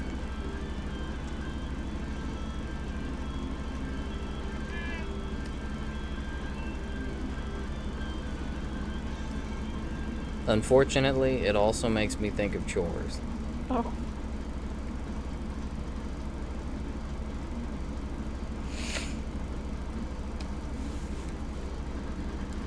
Apologize for the sniffling. I know, right, Ned? That's pretty much what he does. He will go downstairs and he'll find a toy. He didn't do it this time. It was already up here. But you'll know he's found a toy because he'll go down and you'll just hear from all the way up here, you'll hear wow, wow. He'll have the toy in his mouth and just be meowing out the side of his mouth. And he'll bring it back, he'll bring it upstairs. And then we gotta watch him as he beats it up, pretty much.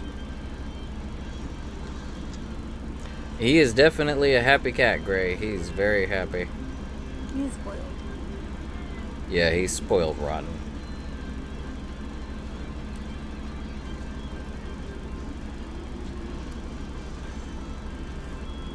Maybe he's like, this music makes me want to do chores too.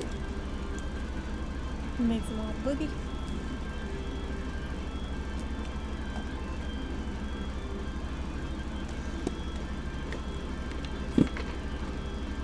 The animation of this dude on the screen. Happy cat.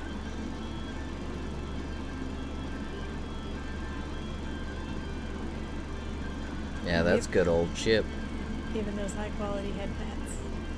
Chip's enough. Chip is enough. He's right. You actually came pretty close to what... So, on MTV, back in, I think, like, the early 90s, there was a show that was, it was a dude named, Chip Zenoff, who ran a show where he basically went on a rant about stuff that was going on in the music industry, like drama and such. And the show was called Enough's Enough. Oh. So that ninja character you just saw was made after him.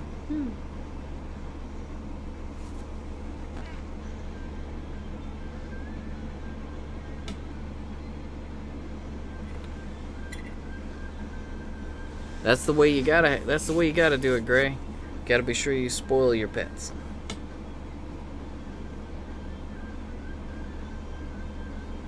Get those babies and spoil the crap out of them.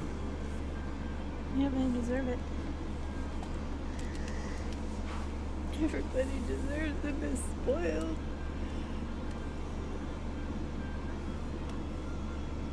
Yeah, you could always cosplay as Biken.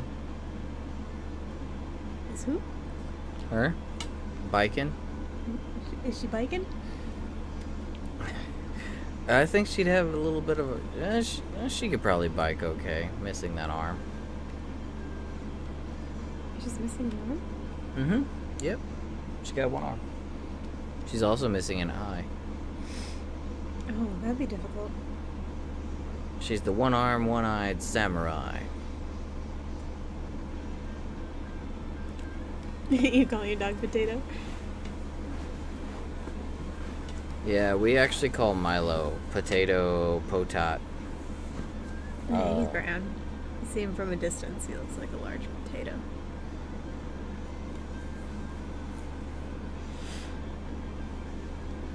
Oh, would you be able to scoot the picture over that way a little at all? This way? There we go, yeah. Yes. Our digital cat bodies were in the way.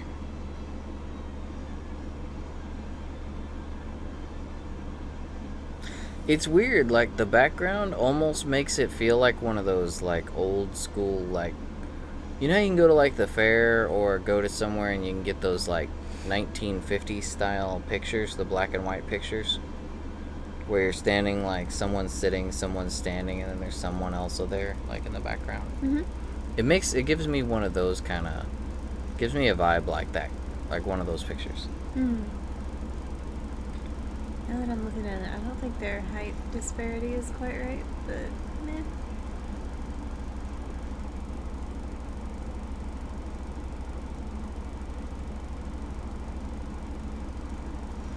Oh man, tell me about it. These dudes eat, their dry food is duck formula. Like, I don't get duck, but they do every day. Yeah, our cats get ridiculously good food. Like, we find them the highest protein food we can with the least amount of excessive, like, unnecessary vegetables and ingredients. Unnecessary vegetables. Well, you know, like, a lot of foods have, like the fodder grains. vegetables. Grains, yeah. Yeah, grains. Like grains or breads, that kind of stuff. You don't want your cats having that kind of stuff because their digestive tract is very sensitive and it can swell, and the grains can swell, that is, and it can upset the tummies. They're not really meant to digest that either. They're meat eaters. Yep, they are carnivorous. They need as much protein as possible. I was gonna adjust something, but I don't remember.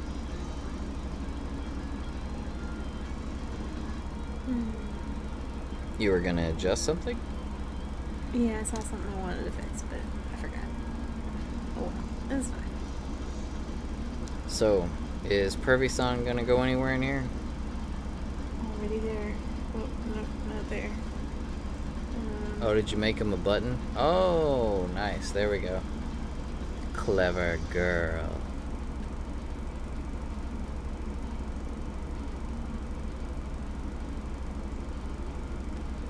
Wish there were more size options.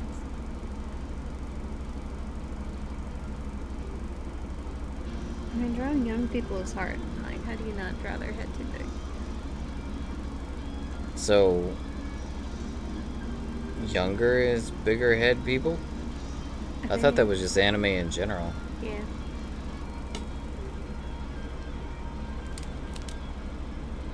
Yeah, Gray, we always do that. It's kind of like a long ongoing joke we have with our art stream.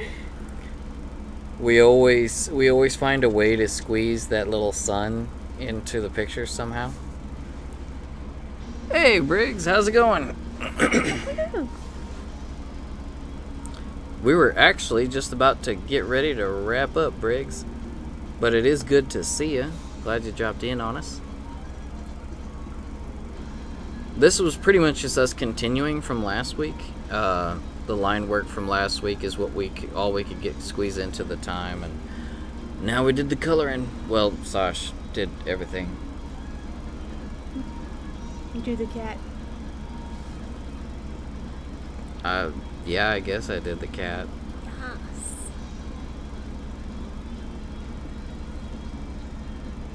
Yep, the Adopt a Cat and Hidden Sun. I think I got started because, like, when you're a kid and you, like, draw the sun in the corner with the sunglasses. It just seemed like a good addition to the first drawing that we ever did. And it just kind of kept going. Yeah, I think you drew him in the thank you, corner of Ed. the first one as like an easy light source. Oh, yeah, like trying to remember where is the light coming from. Yeah, it was to help you keep track of your lighting. But then he ended up just being like a continuing character that has opinions.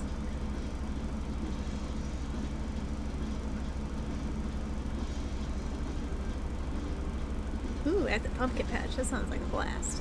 Oh, the pumpkin patch does sound fun. Pumpkins are the best.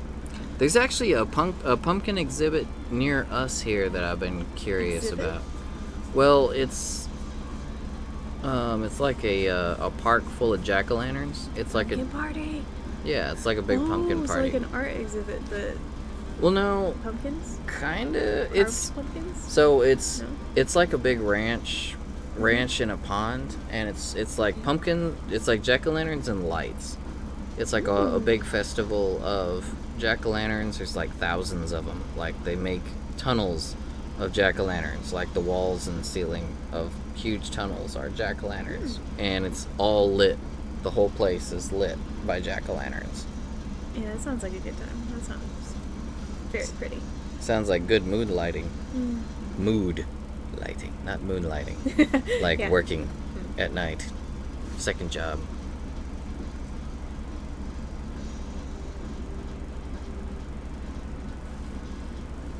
It's gonna be snowing. What is snow? Man, I'm jealous. It's like, it was still high 70s here today. Thought maybe we could skip the AC, but nope. Yeah, I think as of next Monday, it's gonna be like 90 on Monday, and then after that it's gonna drop down to like into the 60s.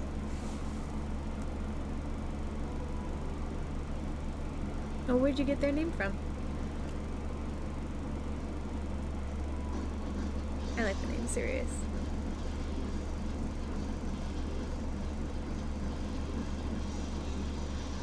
Why so serious?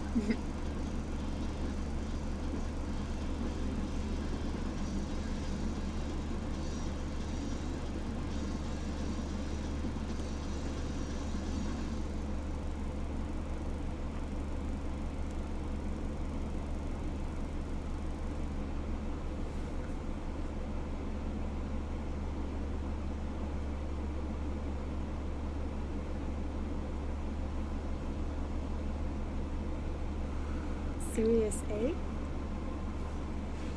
In space.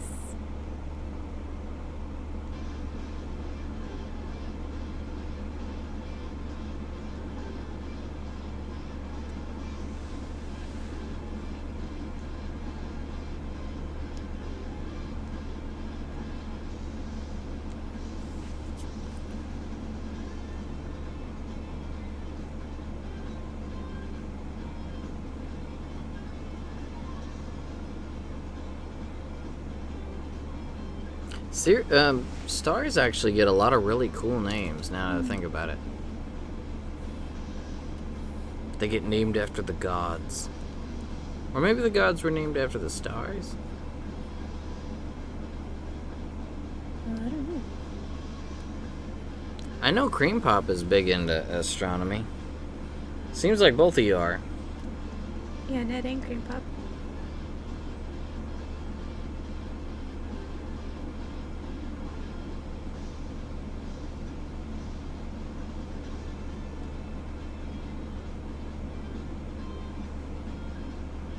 Astronomy's going to be a major field moving forward. Especially if we can ever figure out that whole, living on other planets thing.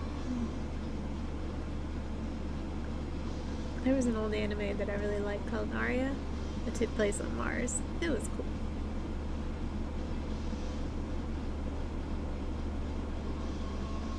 And here now we have Elon Musk trying to take us to Mars. Did any of you guys know that Mr. Musk, Elon Musk, co-founded PayPal back in the day? That's crazy. Oh, you're in the city too, Gray? We are as well. We're in Dallas, and Yeah, we don't get too many stars here. yeah, all the cars around here kind of keep that from happening. Yeah, and all the light in front of the city.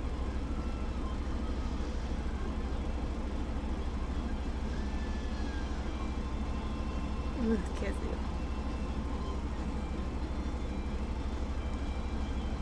Ooh, Demetrios is cool. I love Demetrios. I was hoping when they added Great Jaggers that maybe they would put Demetrios in, because he'd probably work on that skeleton. Demetrios seems like he would be a fun one to ride around in stories. Yeah. Especially if he goes big when he inflates. As long as he doesn't roll. Yeah, as long he could bounce around though all day. Oh, that Sprite got a little stretched.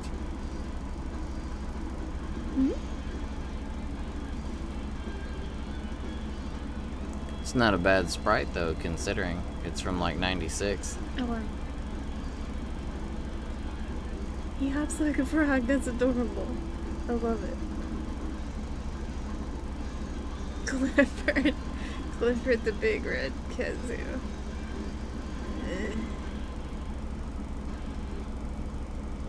I think I'd have to pass on riding a kazoo.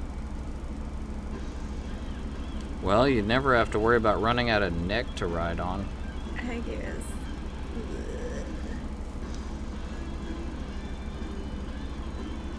I don't think I'd want to touch him.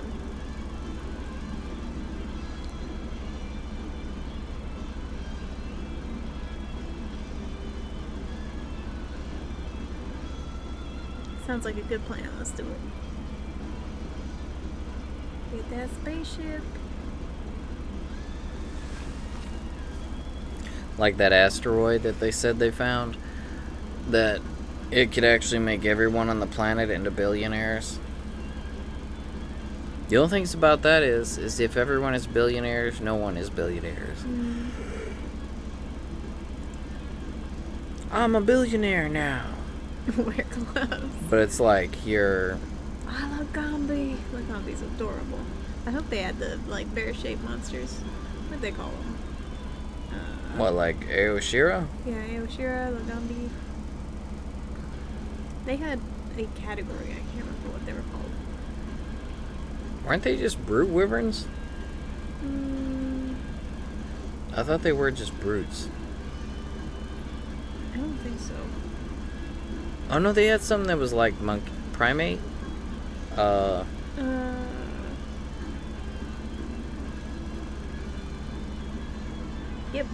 Rajang is coming. I think.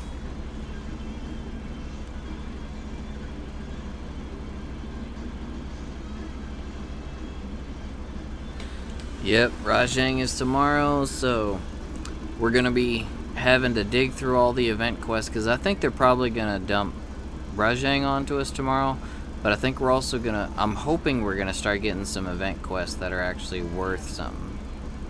Where Rajang is at now? Well. Oh, well, Gray is in tomorrow. Gray is at 6 a.m. tomorrow. What? Or not 6 a.m., I don't know. Abdul was at 6 tomorrow. Gray is officially in the future. Hello, Milo. Where'd he go? No? Does he have a toy again? No, he took it somewhere.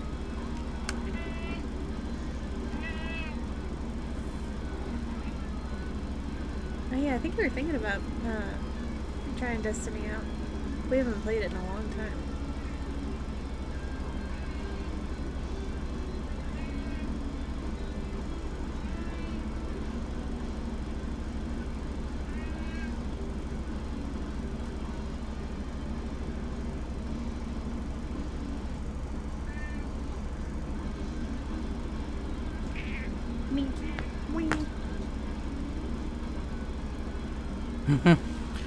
Well, it's a good thing, Ned, because I think we're done here and we're pretty tired, so I think it's about as good a time as any to go ahead and start wrapping it. Concrete Genie? No, I can't say we do at the moment, Grayton. I'll take a look at it, though, and see. I'm always up for looking at new stuff. I'll have to take a look at it, though. Yeah, I haven't heard of that one either.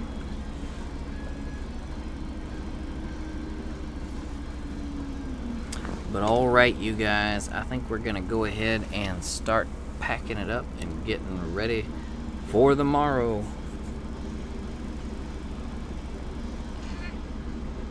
Still gotta do my Inktober doodle. Oh, and Abdul, yes, we've beaten the story for Iceborne. We haven't dug too much into the end game yet, but we're hoping to. Now that Rajang's coming tomorrow, we're just going to have to dig more into it and get a bit more dedicated with it. The battle lately has been trying to find the time for doing that.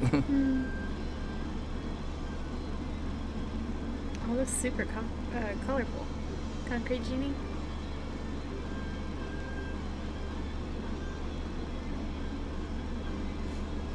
I miss the exotics in Destiny. We haven't played since Destiny 1, but we're probably going to try, like I said, we're going to try out Destiny 2 since it's free to play. I mean, there's no reason not to, right? But alrighty, you guys. We're going to go ahead and head on out. We appreciate you all dropping in and hanging out with us tonight. We love you guys, and this is another picture. As far as next week, I did want to... I should have said this earlier, actually, when we had more people. But we're probably going to be taking the day off next week. We've got a lot of plans coming up. We're not entirely certain, but we'll keep you guys updated. But yeah, next week we might be going, and, like I said, we got stuff we're going to be working on, so we may or may not be on. But just letting you guys know. Good night. Have a great night, you guys. We will see you next time. And if you are watching this after the fact, we love you too. And as far as likes and subs, if you're new to the channel, it's entirely up to you. What we do ask for around here, though, is you consider, if it's within your means, adopting or rescuing an animal. ASPCA.org, petfinder.com. You can also Google local animal rescue and adoption options. If you can't bring one home due to allergies, living conditions, what have you, there's other ways you can help out. What are some of those? You can also go volunteer and still spend time with the guys. Or you can donate money or blankets, clothes. They can use all that kind of stuff. Yep, so if you've got love to give, there's plenty of ways to give it, plenty of ways to show it, and plenty of animals out there who could use that love. And speaking of love, we love you guys. Remember, buy your fun, not your fam. Adopt, don't shop. And we will see you next time. Night, guys. Nighty night.